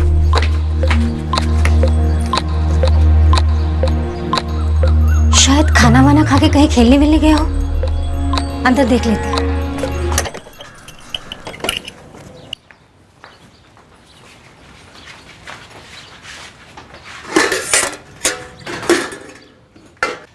नहीं, खाने को तो छुआ भी नहीं।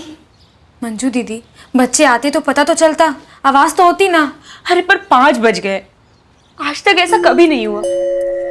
हमारे साथ मंजू बहन और विद्या भी है। हम तीनों जा रहे हैं स्कूल में पूछने के लिए। तुम जरा गांव में ढूंढो ना तरुण। घर नहीं लौटे तो बिमला दी, करण और मुक्ति गए कहाँ? हमको नहीं ना पता, वो रानी और निशा भी नहीं लौटे अब तक। तुम जरा देखो ना कहाँ हैं चारों। जी अभी जाते हैं। माजिद भाई, हमारी दीदी का जरूरी काम निकला है, आधा घंटा में लौट आएंगे। अरे लेकिन देख, आधे घंटे से ज्यादा नहीं तरुण, 4 गाड़ियां खड़ी है लाइन में। जी माजिद भाई। हाँ।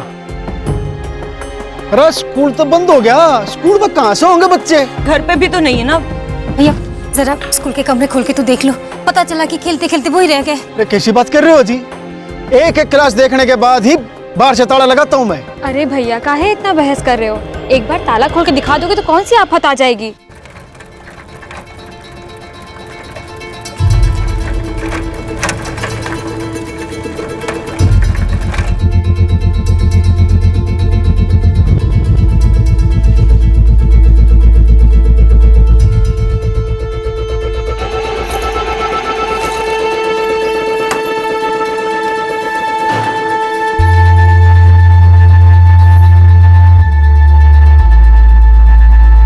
मैं क्या पागल हूं?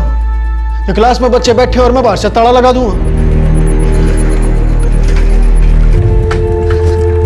ए लालो, मेरा नाम लालू नहीं ललित है, ललित बोलो। वो करण तेरी क्लास में है ना? 3 करण है क्लास में। कौन से करण की बात कर रहे हो? करण जायसवाल। हाँ, करण जायसवाल मेरी क्लास में। क्यों, क्या हुआ? कहाँ रे करण? कुछ मालूम है? मुझे क्या मालूम, अपने घर पर होगा और कहाँ होगा। अरे नहीं है ना घर पर। क्यों? अबे तभी तो तुझसे पूछ रहे हैं ना। ये करण और उसका बहन मुक्ति कहाँ गए होंगे? और वो पड़ोस की 2 बच्चियां रानी और निशा बहनें हैं, तेरे स्कूल में है, वो भी घर नहीं पहुंची। जानता है कुछ? मुझे क्या पता।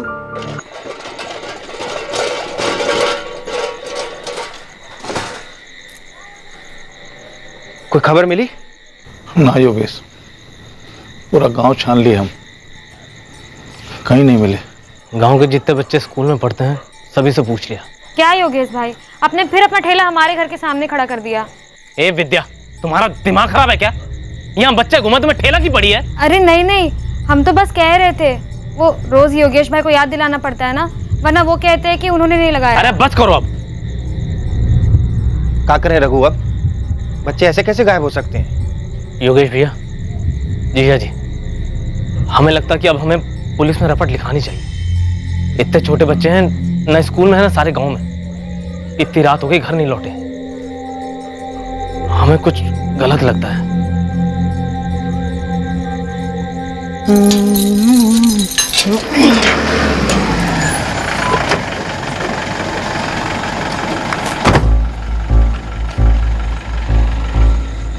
सब उन बच्चों की माँ आई थी यहाँ पे, मैंने उनको एक एक कमरा खोल के दिखाया जी। नाम क्या तेरा? जीतू पासवान। इन 4 बच्चों को आज स्कूल से निकलते देखा था तूने? देखो साहब, स्कूल में जी बहुत सारे बच्चे आते हैं जी, अब इन खास 4 बच्चों को मैंने देखा हो मैं बोल नहीं सकता जी। अच्छा, याद करके अच्छी तरह से ये बता कि ये चारों बच्चे आज सुबह स्कूल आए भी थे? देखो जी, ये तो आपको स्कूल के रजिस्टर से पता चलेगा जी, वो मास्टर साहब रोज सुबह हाजिरी लेते हैं ना। ठीक है, रजिस्टर ले।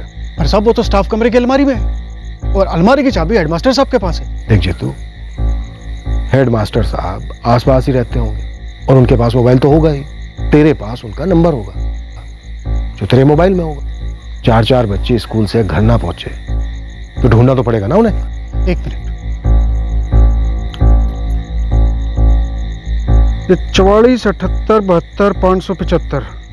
हेडमास्टर साहब, हम और हमारे पति रघु जायसवाल, हम बिल्डिंग बनाने का काम करते हैं। हम सुबह ही निकल जाते हैं अपने काम पर। हमारे जाने के बाद हमारे बच्चे करण और मुक्ति स्कूल जाते हैं। साइट कहाँ है तुम्हारा? वो जिला पानी विभाग का जो बिल्डिंग बन रहा है ना, वही है मैडम। और आप दोनों? मैडम, हमारा नाम योगेश है, ये नियाजगंज के बाजार में सब्जी का ठेला लगाते हैं। ये हमारी घरवाली है मंजू। मैडम जी, हम तो घर पर ही रहते हैं। मैडम जी, ये हमारा छोटा भाई है तरुण। यहाँ पास के गैराज में मैकेनिक का काम करते हैं, यहाँ सामने रहते हैं। और आप? हम विद्या, इनकी पत्नी। मैडम जी, चारों बच्चे दोपहर 2:30 बजे तक आ जाते हैं। हम घर का चाबी उधर ही रखते हैं। स्कूल से आने के बाद करण और मुक्ति दरवाजा खोल के अंदर जाते हैं, फिर खाना वाना गर्म करके खा लेते, इधर ही खेलते हैं, नहीं तो पढ़ाई वढ़ाई कर लेते। आज तक ऐसा कभी नहीं हुआ कि वो लोग कहीं चले गए और हमें ना बताया हो। वैसे तो कहीं जाते नहीं हैं, लेकिन अगर कहीं दूर गए हो तो कोई बड़ा जरूर साथ होता है। कहीं दूर मतलब मंदिर गए हो या फिर मेले में गए हो। हमें चारों बच्चों की सबसे हाल ही में ली गई तस्वीरें चाहिए।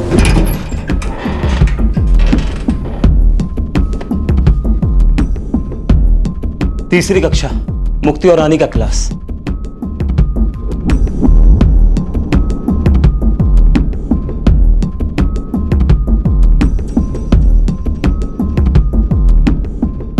सर, रानी ठाकुर मुक्ति जायसवाल आज क्लास में प्रेजेंट थी, तीसरी क्लास। रानी की बड़ी बहन निशा, वो भी आज प्रेजेंट थी, 4th स्टैंडर्ड। और करण जायसवाल 5वीं कक्षा में हाजिर था सर। चारों बच्चे आज स्कूल आए थे। सर आए थे तो स्कूल से गए भी होंगे, लेकिन घर नहीं पहुंचे। छोटा सा गांव है सर, सब सभी को जानते हैं। ऐसे कैसे 4 छोटे छोटे बच्चे बीच रास्ते से गायब हो सकते हैं?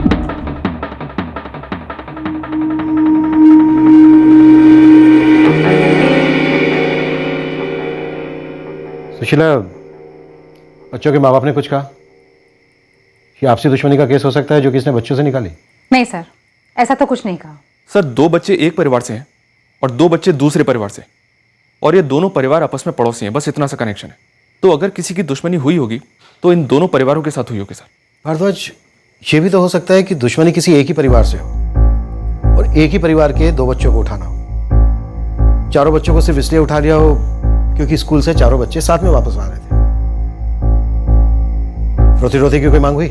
नहीं सर, मुझे नहीं लगता ये अपहरण का केस हो सकता है। दोनों परिवार दिहाड़ी कमाई पर चलते हैं। करण और मुक्ति के माँ बाप बिल्डिंग कामगार हैं और निशा और रानी का बाप सब्जी का ठेला लगाता है। करण और मुक्ति का एक मामा भी है पड़ोस में जो मैकेनिक है।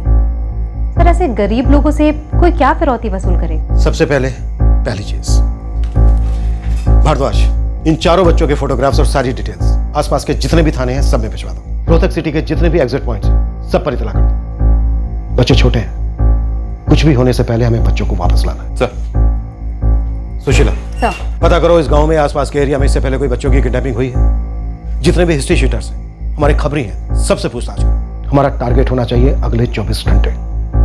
24 घंटे के अंदर अंदर हमें इन बच्चों को सही सलामत इनके माँ बाप तक पहुंचाना है।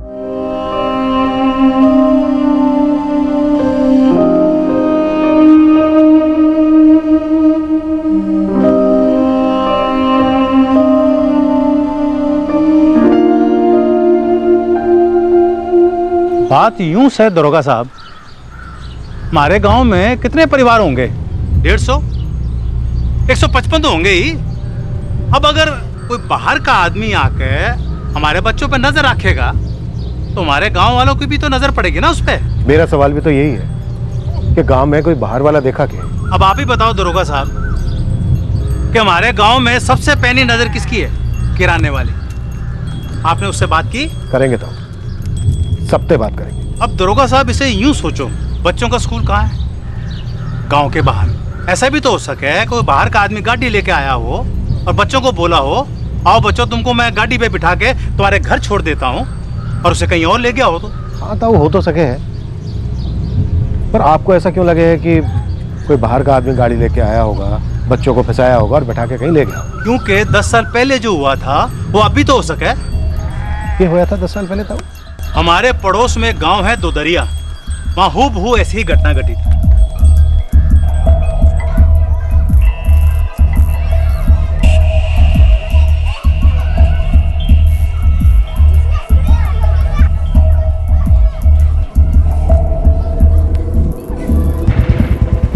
विनोद, बच्चों के माँ बाप ने यही रास्ता बताया था ना, बच्चों के स्कूल का रास्ता? जी मैडम जी।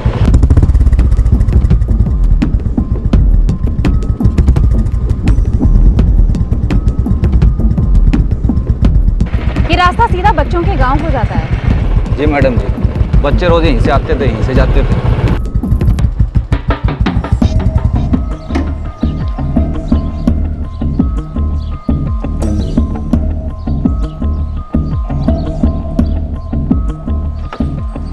सारे रास्ते में ना तो एक दुकान है और ना ही कोई घर।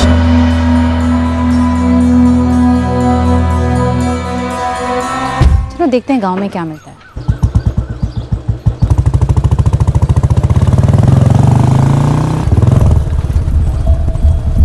देखो मैडम जी, इस गांव के सारे बच्चे एक ही स्कूल में जावे हैं, सरकारी वाले, और गुजरते तो यहीं से हैं। उनमें से 4 गायब हुए हैं। सुना गांव वालों से। तो क्या ये 4 बच्चे कल तुम्हारे दुकान के सामने से गुजरे थे? गुजरे होंगे जी, मैंने ध्यान ना दिया। और फिर वैसे भी हम सारे बच्चों को नाम और शक्ल से थोड़ी पहचानते हैं। ये थे वो 4 बच्चे। मैंने ध्यान ना दिया मैडम जी। अगर कोई बच्चों को तुम्हारे दुकान के सामने से जबरदस्ती उठा कर ले जाएगा तो ध्यान जाएगा? क्यों ना जाएगा जी, पर यहाँ ऐसा कुछ होया नहीं है। तो मैडम जी ये भी तो हो सके कि ये बच्चे घर जाने की बजाय पास वाले मेले में चले गए हों और लौटने के टाइम पर रास्ता भटक गए हों, या कोई रास्ते में आ गया हो।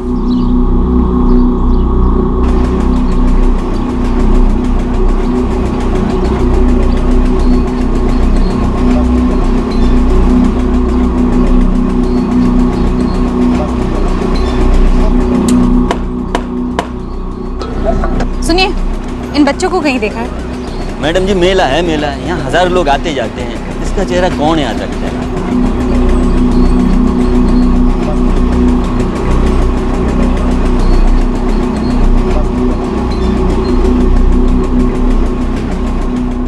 पर साहब बच्चे बहुत छोटे हैं मेला में अकेले जाने के लिए, और जहाँ तक हमको लगता है वो बिन बताए कहीं जाएंगे नहीं। रघु, योगेश, क्या तुम दोनों की किसी के साथ कोई निजी दुश्मनी? रोजी रोटी कमाने में सारा टाइम निकलता है साहब, दुश्मनी क्या निभाएंगे किसी से। गरीबी हमारी सबसे बड़ी दुश्मन है सर जी, रोज उसी से लड़ते हैं। पर साहब, बड़ों का लड़ाई में बच्चों को कौन गायब करता है? करता है तरुण। दुश्मनी हर तरीके से निभाई जाती है। करने को कोई कुछ भी कर सकता है, होने को कुछ भी हो सकता है। तुम सब लोग अच्छी तरह से याद करो, अपनी पत्नियों से भी पूछो, क्या कभी किसी ने उन्हें कोई धमकी दी थी? गलती से भी किसी के मुंह से निकल गया था कि बच्चे के साथ कुछ करेंगे? चारों बच्चों के क्लास में हर बच्चे से एक एक करके मैंने पर्सनली पूछा है। कुछ पता चला? चारों बच्चे आखिरी क्लास तक स्कूल में ही थे। क्या बच्चों ने रोज की तरह इन चारों को स्कूल से एक साथ निकलते देखा? अब बच्चे हैं सर, सभी अपने आप में मगन होते हैं स्कूल के बाद। किसी ने कोई ठोस बात तो नहीं की कि साथ जाते देखा है, और वैसे भी सर बात बात में बात पलटते रहते हैं। अच्छा, इन चारों बच्चों में से किसी एक ने भी किसी बच्चे से बात की कि स्कूल के बाद ये लोग कहीं जाने वाले हैं, मेले में या फिर कहीं और? नहीं सर, ऐसी कोई बात सामने नहीं आई, और आपके कहने पर मैंने स्कूल के स्टोर रूम और बाथरूम की तलाशी ली, ना तो वहां बच्चे मिले और ना कोई निशानी, और झगड़े के बारे में भी पूछताछ किया सर। अब तीसरी, चौथी, पांचवी के बच्चों की क्या लड़ाई हो सकती है सर? Thank you. क्या ये अंदर की बात हो सकती है? क्या इन दोनों जोड़ों के बीच का मसला हो सकता है?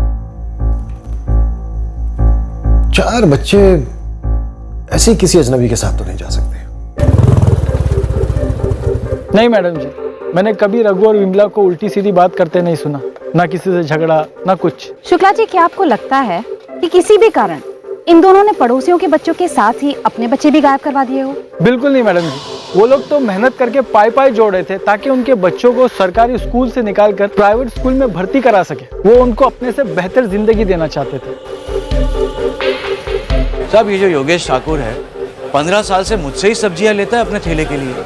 और तो मैं ये कहूँगा कि ये जो योगेश ठाकुर है वो कभी भी अपने बच्चों के साथ गलत नहीं करेगा, और ना ही किसी और के बच्चों के साथ। ठीक है, योगेश नहीं करेगा तो फिर कौन कर सकता है? इस पूरे मार्केट में इतनी दुश्मनी योगेश के साथ किसकी है? इस वक्त तो गांव का एक ही दुश्मन, वो है डर। जब से ये बात गांव में फैली है ना, सभी अपने अपने बच्चों के लिए फिक्र कर रहे हैं। लोग रातों को पहरा भी देते हैं।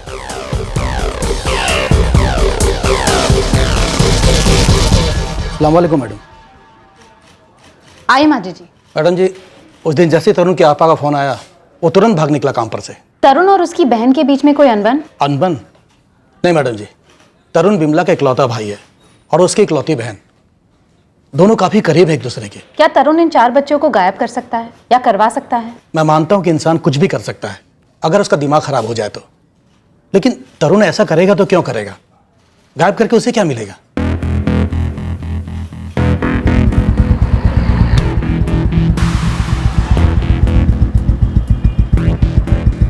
सर जी, कोई खबर नहीं अभी तक। तीनों परिवारों को खूब खंगाला, लेकिन कोई अंदर की बात सामने नहीं आ रही। तुम्हारे रोहतक साइड का कोई गिरोह, ट्रैफिकिंग करने वाला, भिखारी माफिया? अभी तक तो कोई टिप नहीं मिली मैडम जी। वैसे जब से आपने बोला कि बच्चे गायब हो गए, उसी रात से रोहतक स्टेशन पे मेरे 3 बंदे फुल टाइम फील्डिंग कर रहे हैं। कोई भी खबर मिली पहले मेरा मोबाइल बजेगा, फिर आपका। गांव और स्कूल के बीच एक रास्ता है, वो सबसे सुनसान है। हो सकता है वहीं से उठाए गए हों। वो तो हम भी जानते हैं राजेश, तू बस इतना पता लगा कि बच्चों को किसने उठाया और क्यों उठाया। यूपी और दिल्ली, वहाँ मेरे खास लोग हैं, भेजता हूँ फोटो उनको। एक 10 साल का बच्चा, 2 8 साल की और एक 9 साल की बच्ची। हो सकता है किसी ने उनको कुछ खिला पिला दिया हो, शोर हुआ ही ना हो। जैसे भी एक सिंगल आधी पौनी कोई भी टिप मुझे मिलती है, मैं तुरंत आपको फोन करता हूँ। देखिए, मैं आप लोगों का दर्द, आप लोगों की पीड़ा, आप लोगों की टेंशन अच्छी तरह से समझ सकता हूँ, लेकिन आप लोगों को दिलासा देने के लिए मैं ये नहीं कहूंगा कि केस आगे बढ़ रहा है, हम केस के नजदीक हैं। दरअसल अभी तक हमारे कुछ हाथ नहीं लगा है। इसमें कोई दो राय नहीं है कि आप लोगों के बच्चों को कोई उठाकर ले गया है, लेकिन वो कौन है ये जानने के लिए, वो क्यों ले गया है ये जानना बहुत जरूरी है, और अभी तक हमें इसका कोई कारण पता नहीं चला है। साहब जी, हमारे बच्चे तो मिल जाएंगे ना? बच्चों के बिना जीना दुश्वार हो गया है साहब। सारा गांव एक हफ्ते से ढूंढ रहा है। देखिए, हम जमीन आसमान एक कर रहे हैं, हर गैंग, हर गिरोह, हर क्रिमिनल का पीछा कर रहे हैं, दूसरे राज्यों में भी हम लोग खोज रहे हैं, लेकिन अफसोस अभी तक हमें हमारे किसी भी सवाल का जवाब नहीं मिला है। लेकिन मिलेगा, सवाल का जवाब मिलेगा, बच्चे भी मिलेंगे। ये वादा है मेरा आप लोगों से, हम बच्चों को ढूंढ कर रहेंगे। मैडम, एक टिप मिली है, नाम है प्रिया। कौन प्रिया? धंधा करती है मैडम जी, सुल्तान कला में रहती है। ठीक है, पर बच्चों के केस से क्या लेना देना? ये आपकी तीली है मैडम, जलाओ इसे, शायद थोड़ा अंधेरा दूर हो जाए बच्चों के केस पर से। उषा तिवारी न्यासगंज की है? हाँ साहब, दरअसल गांव का एक नाई है, श्यामू नाई। बंदी उसके बगल वाले घर में ही रहती है, और श्यामू घर वाली ने कुछ सुन लिया है। क्या सुन लिया? उषा किसी बाहर वाले का जिक्र कर रही थी साहब, जो बच्चे उठाने का काम करता है।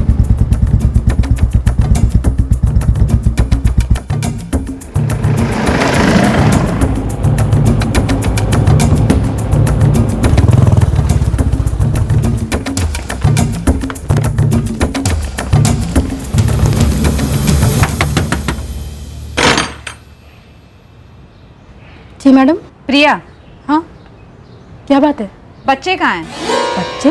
करण जायसवाल, मुक्ति जायसवाल, निशा ठाकुर और रानी ठाकुर, जिनको तूने अगवा किया। अरे साहब, आप लोग कुछ तो बताइए, सब आप क्या बोल रहे हैं, मुझे कुछ समझ में नहीं आ रहा है। तुम किस बाहर वाले की बातें कर रही थी उषा, जो बच्चे उठवाता है? कौन है वो? नाम क्या उसका? अरे कौन बाहर वाला? यही तो तुम हमें बताओगी। वो कौन सा आदमी है जिसने तुम्हारे ही गांव के बच्चे करण, मुक्ति, निशा और रानी को उठवा लिया है? हेलो हेलो मैडम जी, आप लोग पुलिस से हैं, मैं जो भी हूँ सुन रही हूँ। उसका मतलब ये नहीं है कि आप लोग कुछ भी इल्जाम लगा दोगे। बच्चे उठाने के बाद मैं कभी सोच नहीं सकती हूँ, बहुत गलत काम है ये। और तू जो करती है उसमें तुझे कुछ गलत नहीं दिखता? तुझे फर्क समझ में आता है क्या सही है और क्या गलत? एक मिनट मैडम, मैं धंधा करती हूँ, अपना शरीर बेचती हूँ तो अपनी मर्जी से बेचती हूँ। अपने घर में यहाँ पति कुछ खास कमाता नहीं है मेरा, और मैं भी ज़्यादा पढ़ी लिखी नहीं हूँ। धंधा कर रही हूँ और पैसे कमा रही हूँ, तो इससे अगर किसी को तकलीफ होती है तो मुझे होती है, होती थी। तो आप ये सही गलत का पार्ट ना मुझे तो मत ही पढ़ाओ। सीधा सीधा बोल, क्या जानती है बच्चों के बारे में? गांव में पोस्टर देखे हैं और लोगों से सुना है, उसके आगे कुछ नहीं। बच्चे, खासकर बच्चियाँ, तेरे धंधे में काफ़ी खरीदी बेची जाती, और तेरा इन गैंग्स के साथ कोई ताल्लुक नहीं? नहीं है मैडम, नहीं है। अरे मेरा तो कोई दल्ला भी नहीं है, और मैं किसी और के काम से कोई मतलब रखती ही नहीं हूँ। कौन बाहर वाला? साफ साफ बताइए। देखिए, बच्चों को गायब हुए 1 महीने से ऊपर हो चुका है, और अब हमारा सब्र भी टूट रहा है। साहब मुझे नहीं पता, मैं सिर्फ अपने बच्चे को डराने के लिए वो बातें बोल रही थी। मुझे नहीं पता कि श्यामू की पत्नी गौरी ने क्या सुना और क्या समझकर बैठ गई।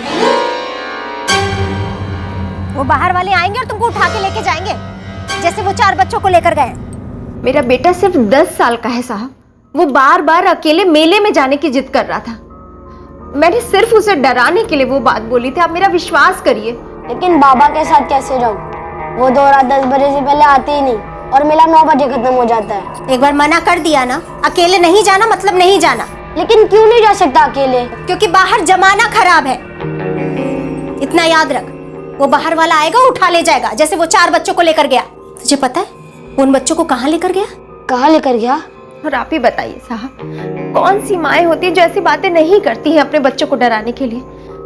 मैंने सिर्फ इसलिए वो बातें बोली ताकि वो जिद ना करे। मैं सिर्फ उसे डरा रही थी और कुछ नहीं। इस तरह से बच्चे को मत डराया करें। वैसे भी बच्चे गायब होने के बाद पूरा गांव डरा हुआ है, सो प्लीज आगे से ख्याल रखिएगा। मैं समझ सकती हूँ, उन माँ बाप के बारे में सोचती हूँ तो कलेजा मुंह को आता। अगर उनकी जगह मेरा बबलू होता तो मैं सच में मर जाती। सर,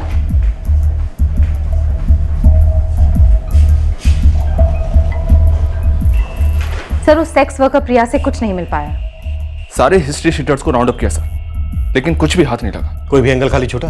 बिल्कुल भी नहीं छूटा है सर। बच्चों के माँ बाप तक को नहीं छोड़ा, उनके पीछे लोग भी लगवाए सर। सबकी हिस्ट्री निकाली, सबके फोन रिकॉर्ड्स चेक हुए, फिर भी कुछ नहीं मिला। हम क्या ऐसा सही नहीं कर रहे हैं जिसके चलते एक भी सिंगल सुराग हमारे हाथ नहीं लग रहा है? 1 नहीं, 2 नहीं, बल्कि 4-4 बच्चे गायब हुए। ये चारों बच्चे रोज की तरह घर से स्कूल के लिए निकलते हैं, स्कूल से घर के लिए निकलते हैं, लेकिन बीच रास्ते में गायब। इन्हें हवा निकल गई, जमीन निकल गई या फिर आसमान निकल गया। 2 महीने हो गए।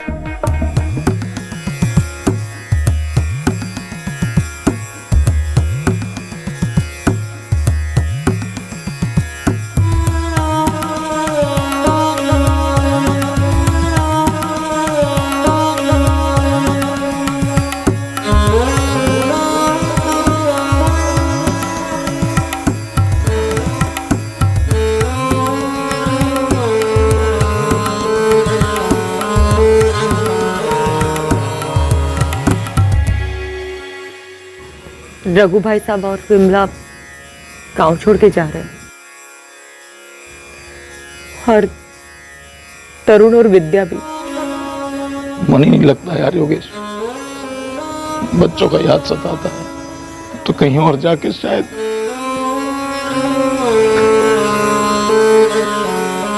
तरुण तू भी?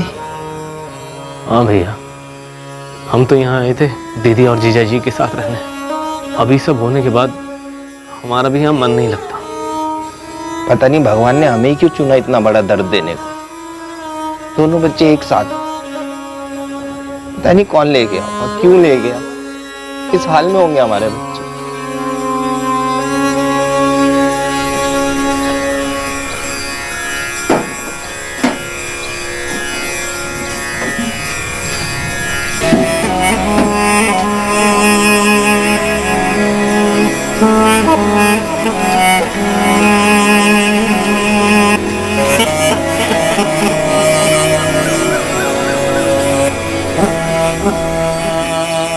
रघु, बिमला, बिमला का भाई तरुण और उसकी पत्नी विद्या एक नए सिरे से शुरुआत करने की कोशिश में पुरानी बस्ती छोड़कर निकल आए।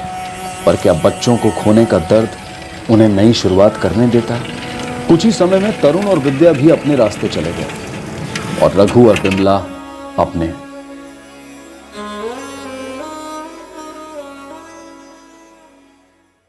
दूसरी ओर एक पुलिस ऑफिसर की बेचैनी बढ़ती जा रही थी, जिसने ठान लिया था कि वो बच्चों को ढूंढ कर रहेगा। भारद्वाज सुशीला, खबर मिली है कि दिल्ली रेलवे स्टेशन पर ट्रैफिकिंग माफिया के 3 लोग पकड़े गए और उनके पास से 15 बच्चे बरामद हुए। सर, मैं करण, मुक्ति, निशा और रानी के फोटोज अभी फैक्स कर देती हूँ। उनके सारे डिटेल्स भी अपडेट कर देती हूँ। ना, इतने से काम नहीं होगा। तुम दोनों को वहां खुद जाना होगा और खुद जाकर देखना होगा कि उन 15 बच्चों में से ये 4 बच्चे हैं या नहीं, या इन 4 में से कोई एक भी। Clear sir. भारद्वाज, लखनऊ के इंस्पेक्टर चतुर्वेदी से मेरी बात हुई है। उन्होंने 7 बच्चे रेस्क्यू किए हैं बिल्डिंग कंस्ट्रक्शन साइट से। उनसे जबरदस्ती मजदूरी करवाई जा रही थी। तुम एक काम करो, अपनी फाइल वहां पर भेज दो तुरंत, अभी देर मत करो। ओके? हाँ रमाकांत, एक मिनट।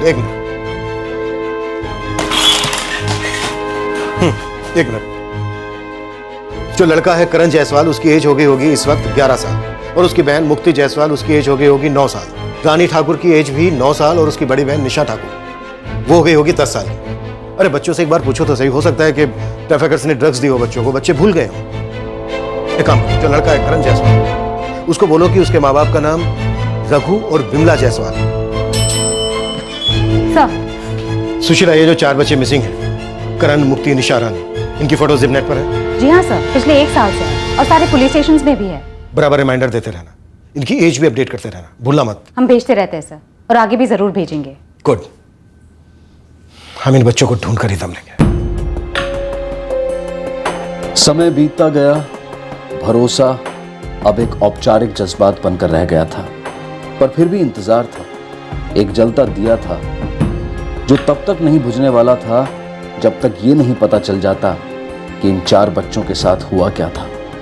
2013 में गायब हुए करण, मुक्ति, निशा और रानी अब 2 साल से गायब थे। 2015 आ गया था, पर पुलिस के हाथों में एक भी सुराग नहीं था। इन्वेस्टिगेटिंग ऑफिसर इंस्पेक्टर गोयल अब ट्रांसफर और प्रमोशन के साथ दूसरी पोस्टिंग ज्वाइन करने वाले थे, लेकिन 4 गायब बच्चों का अनसुलझा केस उस ऑफिसर को अब भी तकलीफ दे रहा था। लेकिन उनके शिफ्ट होने के कुछ ही दिन पहले आखिरकार इस केस में पहला ब्रेक थ्रू आया, और वो भी ऐसी जगह से जहां से कोई अपेक्षा नहीं थी।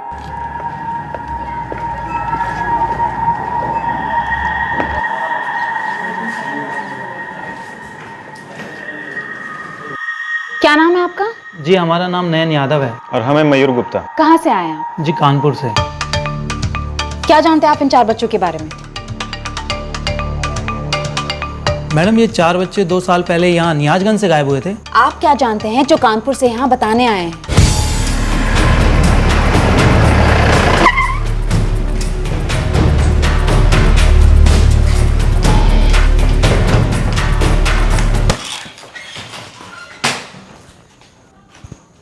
क्या जानते हो उन बच्चों के बारे में? साहब हमें नहीं पता इन बच्चों के बारे में। हम लोग तो कानपुर से हैं और पहली बार आए हैं नियाजगंज में। साहब हमारा दोस्त बताया था हमें इन बच्चों के बारे में, तो उसका बात सुन के हमें लगा कि आपको बता देना चाहिए। क्या बता देना चाहिए? कौन है दोस्त तुम्हारा? उन बच्चों के बारे में क्या जानता है? नाम क्या है उसका? गिरीश मिश्रा। वाह भाई गिरीश, बड़ा बहादुर है। 3 रुपया के गिलास में सारी भड़ास कुर्बान। साले फट्टू अब है तुम, फट्टू। चुप साले, फट्टू किसको बोल रहे हैं? किस है? हमें? अरे जानता नहीं हम कौन है? तुम डरे हुए इंसान हो साले। इसको क्या बोलते हैं पता है? फट्टू। खबरदार साले जो हमें फिर से फट्टू बोले तो कसम गायब करवा देंगे दोनों को। हम मालूम भी नहीं चलेगा, सीधे गायब। गायब? मतलब तुम हमें गायब करवा दोगे और हमें मालूम भी नहीं पड़ेगा? वाह भैया, तुम तो जादूगर निकले बे। छू मंत्र जादू मंत्र, छू मंत्र जादू मंत्र। मजाक उड़ा रहे हो हमारा? हैं? हिम्मत देखनी हमारी तो जाओ हरियाणा नियाजगंज गांव थाना में जाकर पता करो। 1 नहीं 2 नहीं 4 बच्चे उठाए हम, 4 और आज तक पुलिस वालों को उनका बाल तक नहीं मिला, समझे? ओह, बच्चे उठाए तो यही है साले तुम्हारी औकात है? बच्चे भी मजाक उड़ाते हो। और क्या बोल के पुकारते थे तुम? लल्लू या फट्टू? चुप साले चुप।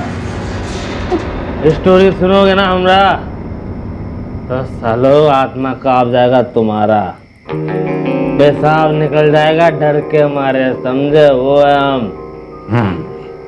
पुलिस वाला, बच्चों का माँ बाप सब पगला गए हैं कि बच्चे गए कहाँ। वो सिर्फ एक आदमी जानता है, वो है हम। साहब ये गिरीश हमारे साथ काम करता है। 2 पौवा लगाने के बाद हमेशा बकवास करता है और हम दोनों उसकी खिंचाई करते हैं। लेकिन साहब ये बच्चों वाली बात वो पहले कभी नहीं किया था, तो बोला तो बड़ा अजीब सा लगा हमें। तो बस हम पहुंच आए बिना उसे बताए, सोचा पता तो करें माजरा क्या है। क्या नाम गिरीश मिश्रा हमारी इन्वेस्टिगेशन के दौरान कभी सामने आया? नहीं सर। कभी नहीं सर। साहब 1 सेकंड, हमारे पास फोटो है इसका।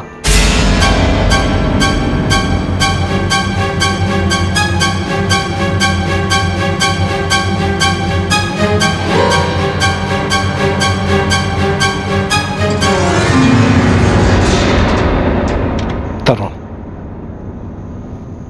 बिमला का भाई। मजाक उड़ा रहा हमारा? हैं? हिम्मत देखनी हमरी तो जाओ साला हरियाणा नियाजगंज गांव थाना में जाकर पता करो। 1 नहीं 2 नहीं और पुलिस को एक बाल तक नहीं मिला, समझे? इसकी पत्नी विद्या वो भी है इसके साथ? विद्या? नहीं साहब, इसकी बीवी का नाम तो चंदा है। कोई बच्चे हैं उनके साथ? बच्चे तो कभी नहीं देखे साहब। पिछले 8 महीने से वो हमारे साथ गैराज में काम कर रहा है, लेकिन शुरू से अपना नाम गिरीश मिश्रा ही बताया हमें। इस वक्त कहाँ है? साहब कानपुर में होगा। नंबर 2 उसको।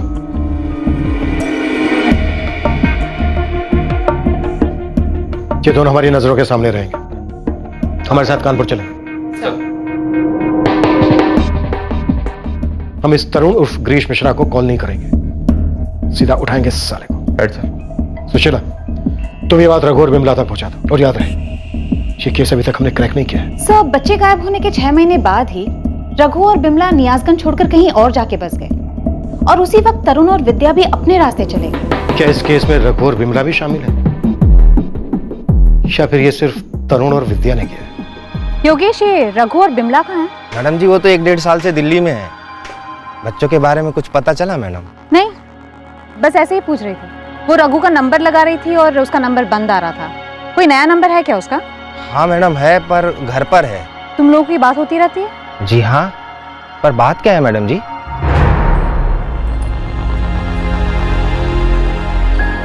पर मैडम जी, आप ऐसे अचानक हमसे नंबर क्यों ले रही हैं? हमें पता चला है कि तुम्हारे और रघु और बिमला के बच्चे गायब होने के पीछे शायद तरुण का हाथ हो सकता है, और इसमें शायद रघु और बिमला भी शामिल हो सकते हैं। अच्छा, तुम लोग याद करो, कभी रघु और बिमला के साथ कोई झगड़ा हुआ था, छोटे से छोटा, या फिर तरुण और विद्या के साथ कोई अनबन, कोई मसला, कुछ भी? बिमला के साथ तो हमारी बहुत अच्छी जमती थी, और रघु भाई साहब भी बड़े ही भले आदमी हैं। और विद्या और तरुण कैसे थे? उनके साथ अच्छी नहीं जमती थी? अब आप पूछ रही है तो याद आ रहा है हल्का हल्का सा। ये जो विद्या थी ना, वो थोड़ी चिड़चिड़ी थी स्वभाव से। अरे ये क्या मंजू दीदी, हमने अभी झाड़ू लगाया और कचरा का डब्बा यहाँ रख के जा रही हैं। अरे तो क्या हुआ, हमने कचरे का डब्बा ही रखा है, वो तो वो सफाई वाला आके लेके जाएगा। तुम काहे इतना परेशान हो रही हो? अरे परेशान होने वाली तो बात ही है, अभी आपने तो कचरा रख दिया, मगर आप पहरेदारी करेंगी नहीं ना? अभी आएगा वो गले कुत्ता, सब बिखरा के चला जाएगा हमारे घर के सामने, और हमको दोबारा झाड़ू मारना पड़ेगा। अब सुबह में ही काहे नहीं रख देती है कचरा, ताकि हमको एक ही बार झाड़ू मारना पड़े? ये क्या बात हुई? अब हम हमारे घर के काम के हिसाब से काम करेंगे या तुम्हारी साफ सफाई के हिसाब से? कमाल करती हो।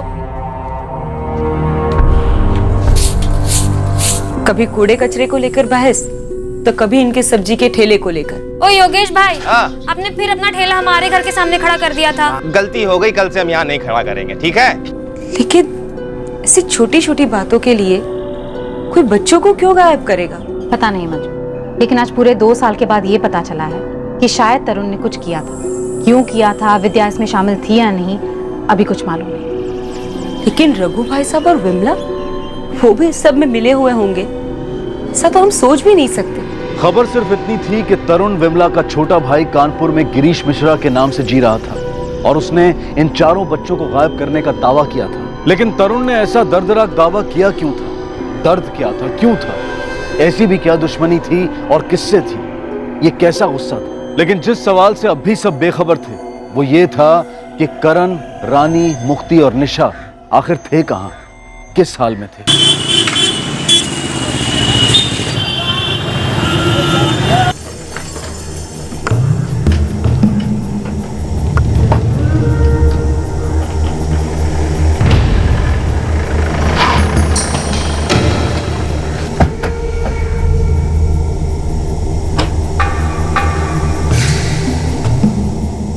तरुण उर्फ क्रिश, बच्चे कहाँ हैं? करण, मुक्ति, निशा और रानी।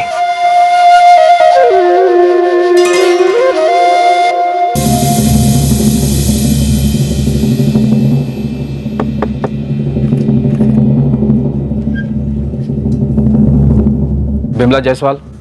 जी।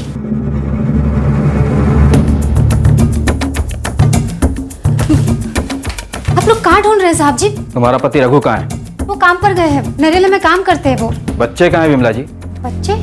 करण और मुक्ति, और आपके पड़ोसी की 2 बच्चियां, निशा और रानी। जी नारंग साहब, बच्चे यहाँ नहीं है, और ना ही उनका सामान।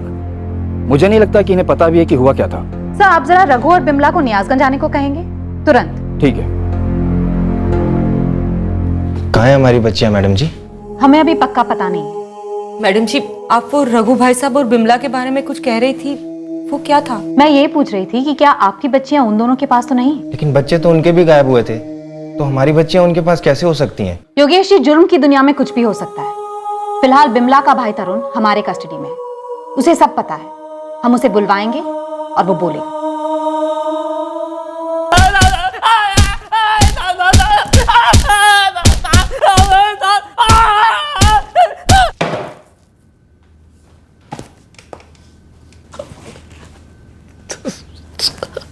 तरुण उर्फ क्रिश मिश्रा, बच्चे कहाँ हैं?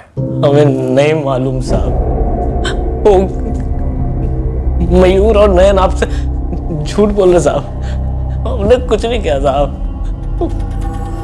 पता नहीं शराब के नशे में हम क्या बकवास कर गए साहब, हमें नहीं मालूम साहब। हमें कुछ नहीं मालूम साहब, हम भी तो उतना ही परेशान थे। इस केस ने पिछले 2 साल से हम सबकी नींद हराम कर रखी है, इसलिए मैं कुछ नहीं जानती, मुझे कुछ नहीं पता। ये धुन तू हमारे सामने गाना ही नहीं, क्योंकि हम कुछ नहीं सुनेंगे।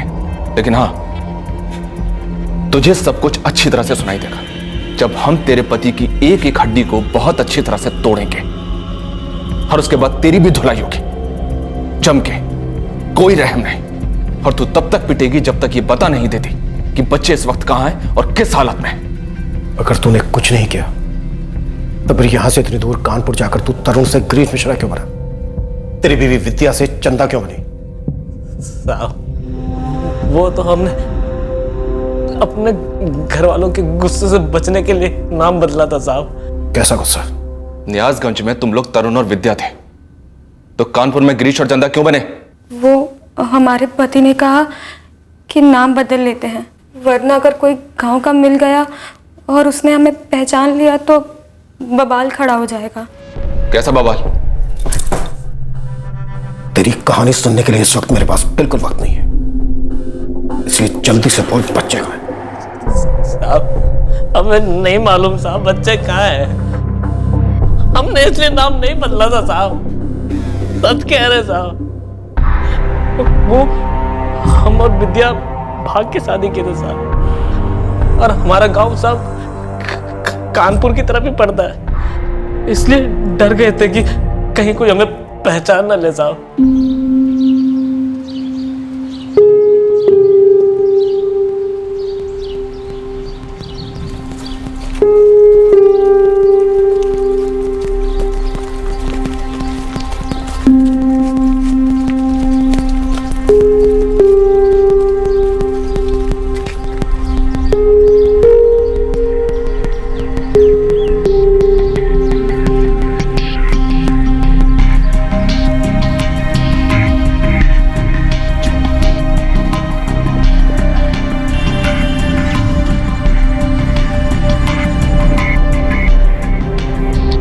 अगर हमारे माँ बाबूजी को पता चल गया ना तो जान से मार देंगे, हमें भी और आपको भी।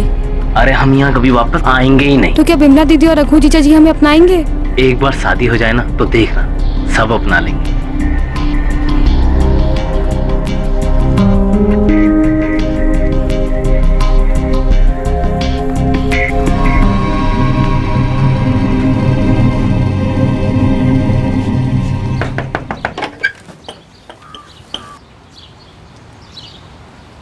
दीदी अब हम और विद्या पति पत्नी हैं। ना, बहुत गलत कर दिए तुम। जीजा जी हम एक दूसरे से प्रेम करते हैं। भाड़ में गया तुम्हारा प्रेम। अरे हम अपना जाति के बाहर झांक कर नहीं देखते हैं, और तुम तो मतलब एकदम। हम क्या करते दीदी, माँ बाबूजी हमरा सुन ही नहीं रहे थे, और इसके माँ बाबूजी जबरदस्ती इसका शादी कहीं और करने का बात कर रहे थे। खुद ही सोचो दीदी, 3 जिंदगी खराब होता, हमरा, विद्या का और उस लड़के का जिससे विद्या का शादी होता। 3 लोगों का बड़ा फिक्र है तुमको। ये नहीं सोचे तुम्हारे माँ बाबूजी का क्या इज्जत रहेगा गांव में, और ये लड़की के माँ बाबूजी बिरादरी के सामने सर लटकाए बैठे होंगे, ये नहीं सोचे तुम? देखो तरुण, इसे भगा के शादी करना ठीक ना है। दीदी उसका तरफ तो देखो ही मत तुम चुपचाप अपना गलती लेके अभी का भी निकल जाओ यहाँ से। तुम जो किए हो ना वो सिर्फ एक कायर, बुद्धू और खुदगर्ज इंसान कर सकता है। नाक कटा दी हमारा, निकल जाओ।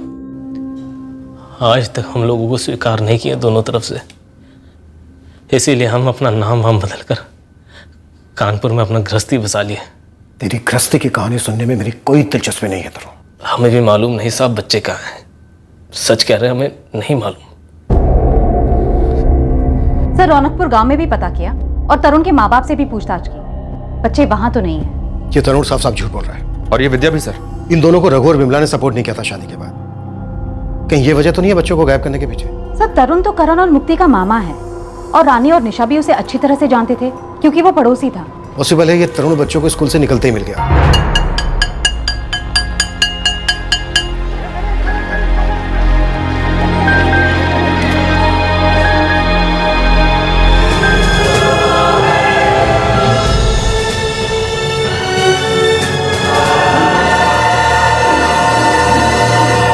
निशा और रानी को कोलेटरल डैमेज मान सकते हैं सर। लेकिन डैमेज क्या है? इस आदमी ने किया क्या होगा इन 4 बच्चों के साथ? 2 साल हो गए सर।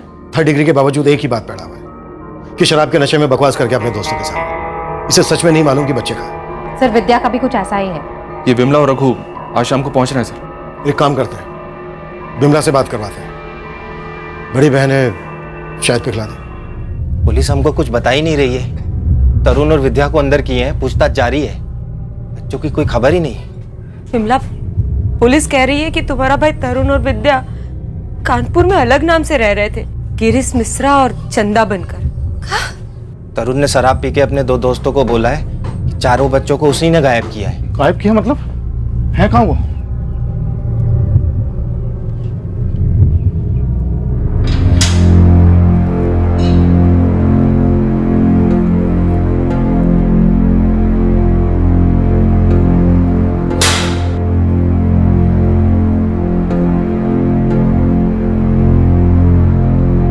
तरुण, बता दे भाई। देखो, हम तुम्हारी विद्या से शादी का विरोध किए थे, हमको सजा दे दो। बच्चों का क्या गलती? बता दो कहाँ है? हम हाथ जोड़ के माफी मांगते हैं तुमसे। माफी? माफी? एक कायर से, बुद्धू से, खुदगर्ज से नाक कटा दी। अरे क्या क्या नहीं बोले थे, जबकि हम डरे हुए थे, बेसहारा आपके पास आए थे, मदद के बजाय रास्ता दिखा दिए। बच्चे कहाँ हैं बता दो। करण हमारा भांजा और मुक्ति हमारी भांजी। हम जब विद्या कुछ खरीद के देते या घर का बना मिठाई देते तो तुम क्या बोलते कि ना लो, लौटा दो, वरना इनके जैसा हो जाओगे, मानो जैसे साला कोई रोग हो गया हो। इकलौते भाई है तुम्हारे, हमें हमेशा प्यार दिया तुमने, लेकिन जब हमें सबसे ज्यादा जरूरत था तुम्हारा, हमारे सर पर एक नए दुल्हन का जिम्मेदारी था, हाथ छोड़ दिया हमारा, मिल गई जीजा जी के साथ हमें बेइज्जत करने के लिए। तरुण, जो भी गिले शिकवे हैं, हम और तेरे जीजा जिंदगी भर माफी मांगेंगे, जो बोलो करेंगे। बस बच्चों से मिलवा दो। हमारे साथ गुस्सा थे, लेकिन मंजू बहन और योगेश भाई का क्या कसूर है? उनके बच्चों ने तो तुम्हारे कचू नहीं बिगाड़ा। कसूर ना उनके बच्चों का था और ना ही आपके बच्चों का। हमें तो बस जीजा जी को दर्द देना था, और आपको भी दीदी। हमको जितना दर्द देना दे दो यार, पहले बच्चों से तो मिलवा दो। 2 साल हो गए, तरस गए उनसे मिलने के लिए।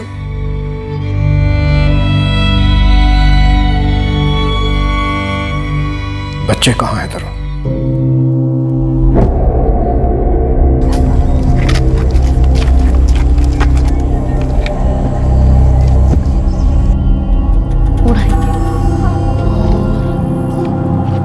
अरे मामा जी, मामा जी, आप यहाँ क्या कर रहे हैं? हम तुम्हें और मुक्ति को मेला ले जाने आए हैं। मेला? अरे रानी निशा, तुम भी चलो मेला हमारे साथ, खूब मजा करेंगे। रानी और निशा को साथ ले जाने का कोई मतलब नहीं था, लेकिन उन्होंने हमको देख लिया था, वो मुंह खोल देते, इसीलिए उनको साथ ले जाने के अलावा हमारे पास कोई चारा नहीं था। हाँ मंजू भाभी, हाँ सुनिए ना, हम ये करण मुक्ति के साथ आपकी रानी निशा को मेला ले जाएं? हाँ हाँ हाँ, घंटे तक आ जाएंगे। अजी हाँ, कुछ खिला भी देंगे। चलें?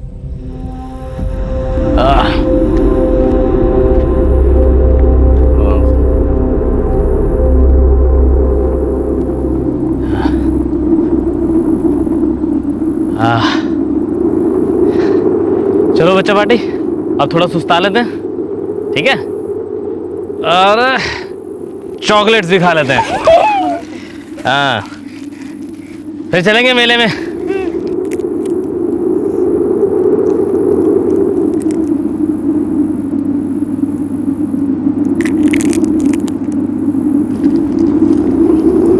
मामा जी, मुझे ना सब में बहुत मजा आ रहा है, मेला, चॉकलेट, सब कुछ। हमें भी। तरुण, बच्चे कहाँ हैं सब? तरुण बोलता क्यों नहीं है?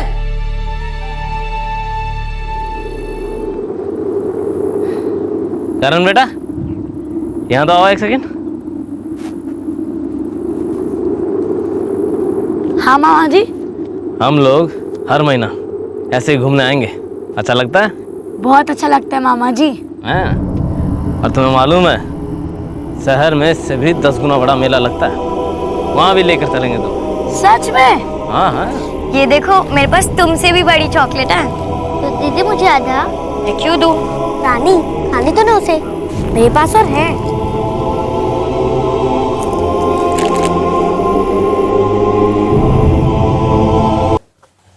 चारों वही हैं, जमीन के अंदर।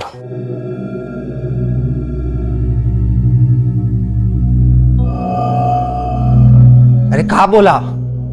कहाँ है हमारी बच्चियां? इमला कुछ तो बोल। हमारी रानी और निशा कहाँ है?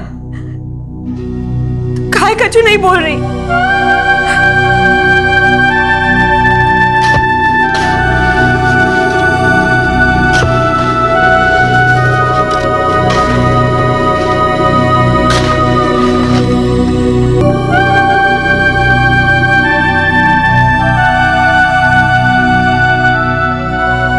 चलते हैं मंजुबा, योगेश।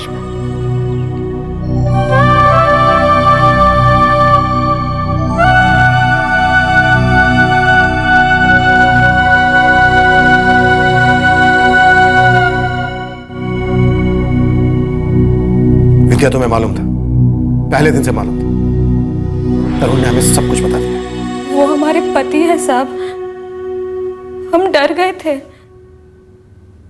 हमें मालूम था कि उनसे गलती हुई है। गलती? ये गलती सुधारी नहीं तुमने, इसे तुम ठीक कर सकते थे, छोड़ सकती थी ऐसे क्रूर इंसान को।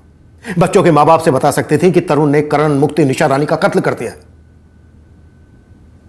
तो परिवार बेचारे 2 साल तक तिल तिल कर किस्तों में तो ना मरते।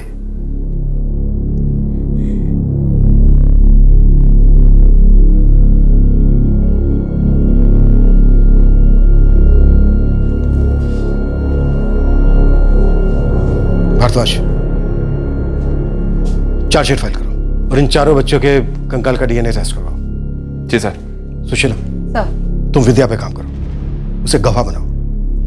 उसे पहले से सब कुछ मालूम था। अगर हम उसे गवाह बना पाए तो ये केस और मजबूत बनेगा। Yes sir.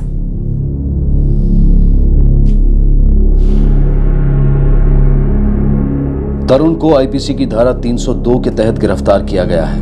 उस पर आईपीसी की धारा 365 के तहत किडनैपिंग का चार्ज भी लागू है। चारों बच्चों का डीएनए मैच किया गया और इस बात का पुष्टिकरण हुआ कि बरामद हुए कंकाल वाकई करण, मुक्ति, निशा और रानी के थे। गरीब तबके के 2 जोड़े पूरे 2 साल से अपने गायब हुए छोटे बच्चों को लेकर बेखबर थे और जब खबर आई तो चारों के अंदर कुरेदता दर्द एक खंजर के वार में बदल गया। वो चारों बच्चे 2 साल पहले उसी दिन मारे गए थे जिस दिन वो स्कूल से अपने घर नहीं लौटे थे। इन बच्चों का नरसंहार सिर्फ इसलिए हुआ क्योंकि एक इंसान अपनी बहन और अपने जीजा को एक घरेलू मामले को लेकर दर्द देना चाहता था, प्रतिशोध चाहता था, जो उसने उनके बच्चों करण और मुक्ति को जान से मार कर लिया। पड़ोस में रहने वाले योगेश और मंजू ठाकुर का इस घरेलू झगड़े से दूर दूर तक कोई वास्ता नहीं था, लेकिन उनकी बच्चियां रानी और निशा भी मारी गईं ताकि वो गवाह न बन सके। इंसान अपने मानसिक घावों को इतनी अहमियत क्यों देता है, उसके साथ क्यों जीता रहता है? हम लोग बुरी यादों और मानसिक घावों से दूर हटकर जिंदगी को नए सिरे से क्यों नहीं शुरू कर पाते? क्यों इंसान को अपने आप को पीड़ित समझने में मजे आते हैं? और यह गलतफहमी क्यों होती है कि दर्द देने वाले को दर्द देने से अपना दर्द कम हो सकता है? जब भी कभी कोई तौहीन करता है, अपमान करता है, तब जरूरत होती है कि उसकी प्रतिक्रिया ठंडे दिमाग से सोच समझ कर दी जाए। अगर हम चोट करने वाले की हैसियत पर उतर आए और उस पर पलटवार करें तो दर्द और जिल्लत के चक्रव्यूह से बाहर निकलना नामुमकिन सा हो जाता है। अब मैं अनूप सोनी आपसे विदा लेता हूं। कल रात आपसे फिर मुलाकात होगी एक नए और चौंका देने वाले केस के साथ सीआईडी के एपिसोड के बाद। तब तक सुरक्षित रहें, सतर्क रहकर एक अच्छे नागरिक का फर्ज अदा करें और देखते रहें क्राइम पेट्रोल सतर्क। सबक एक को सीख हम सबको। जय हिंद। इस तरह के और भी एपिसोड देखने के लिए हमारे चैनल को सब्सक्राइब करें और बेल आइकन दबाना ना भूलें।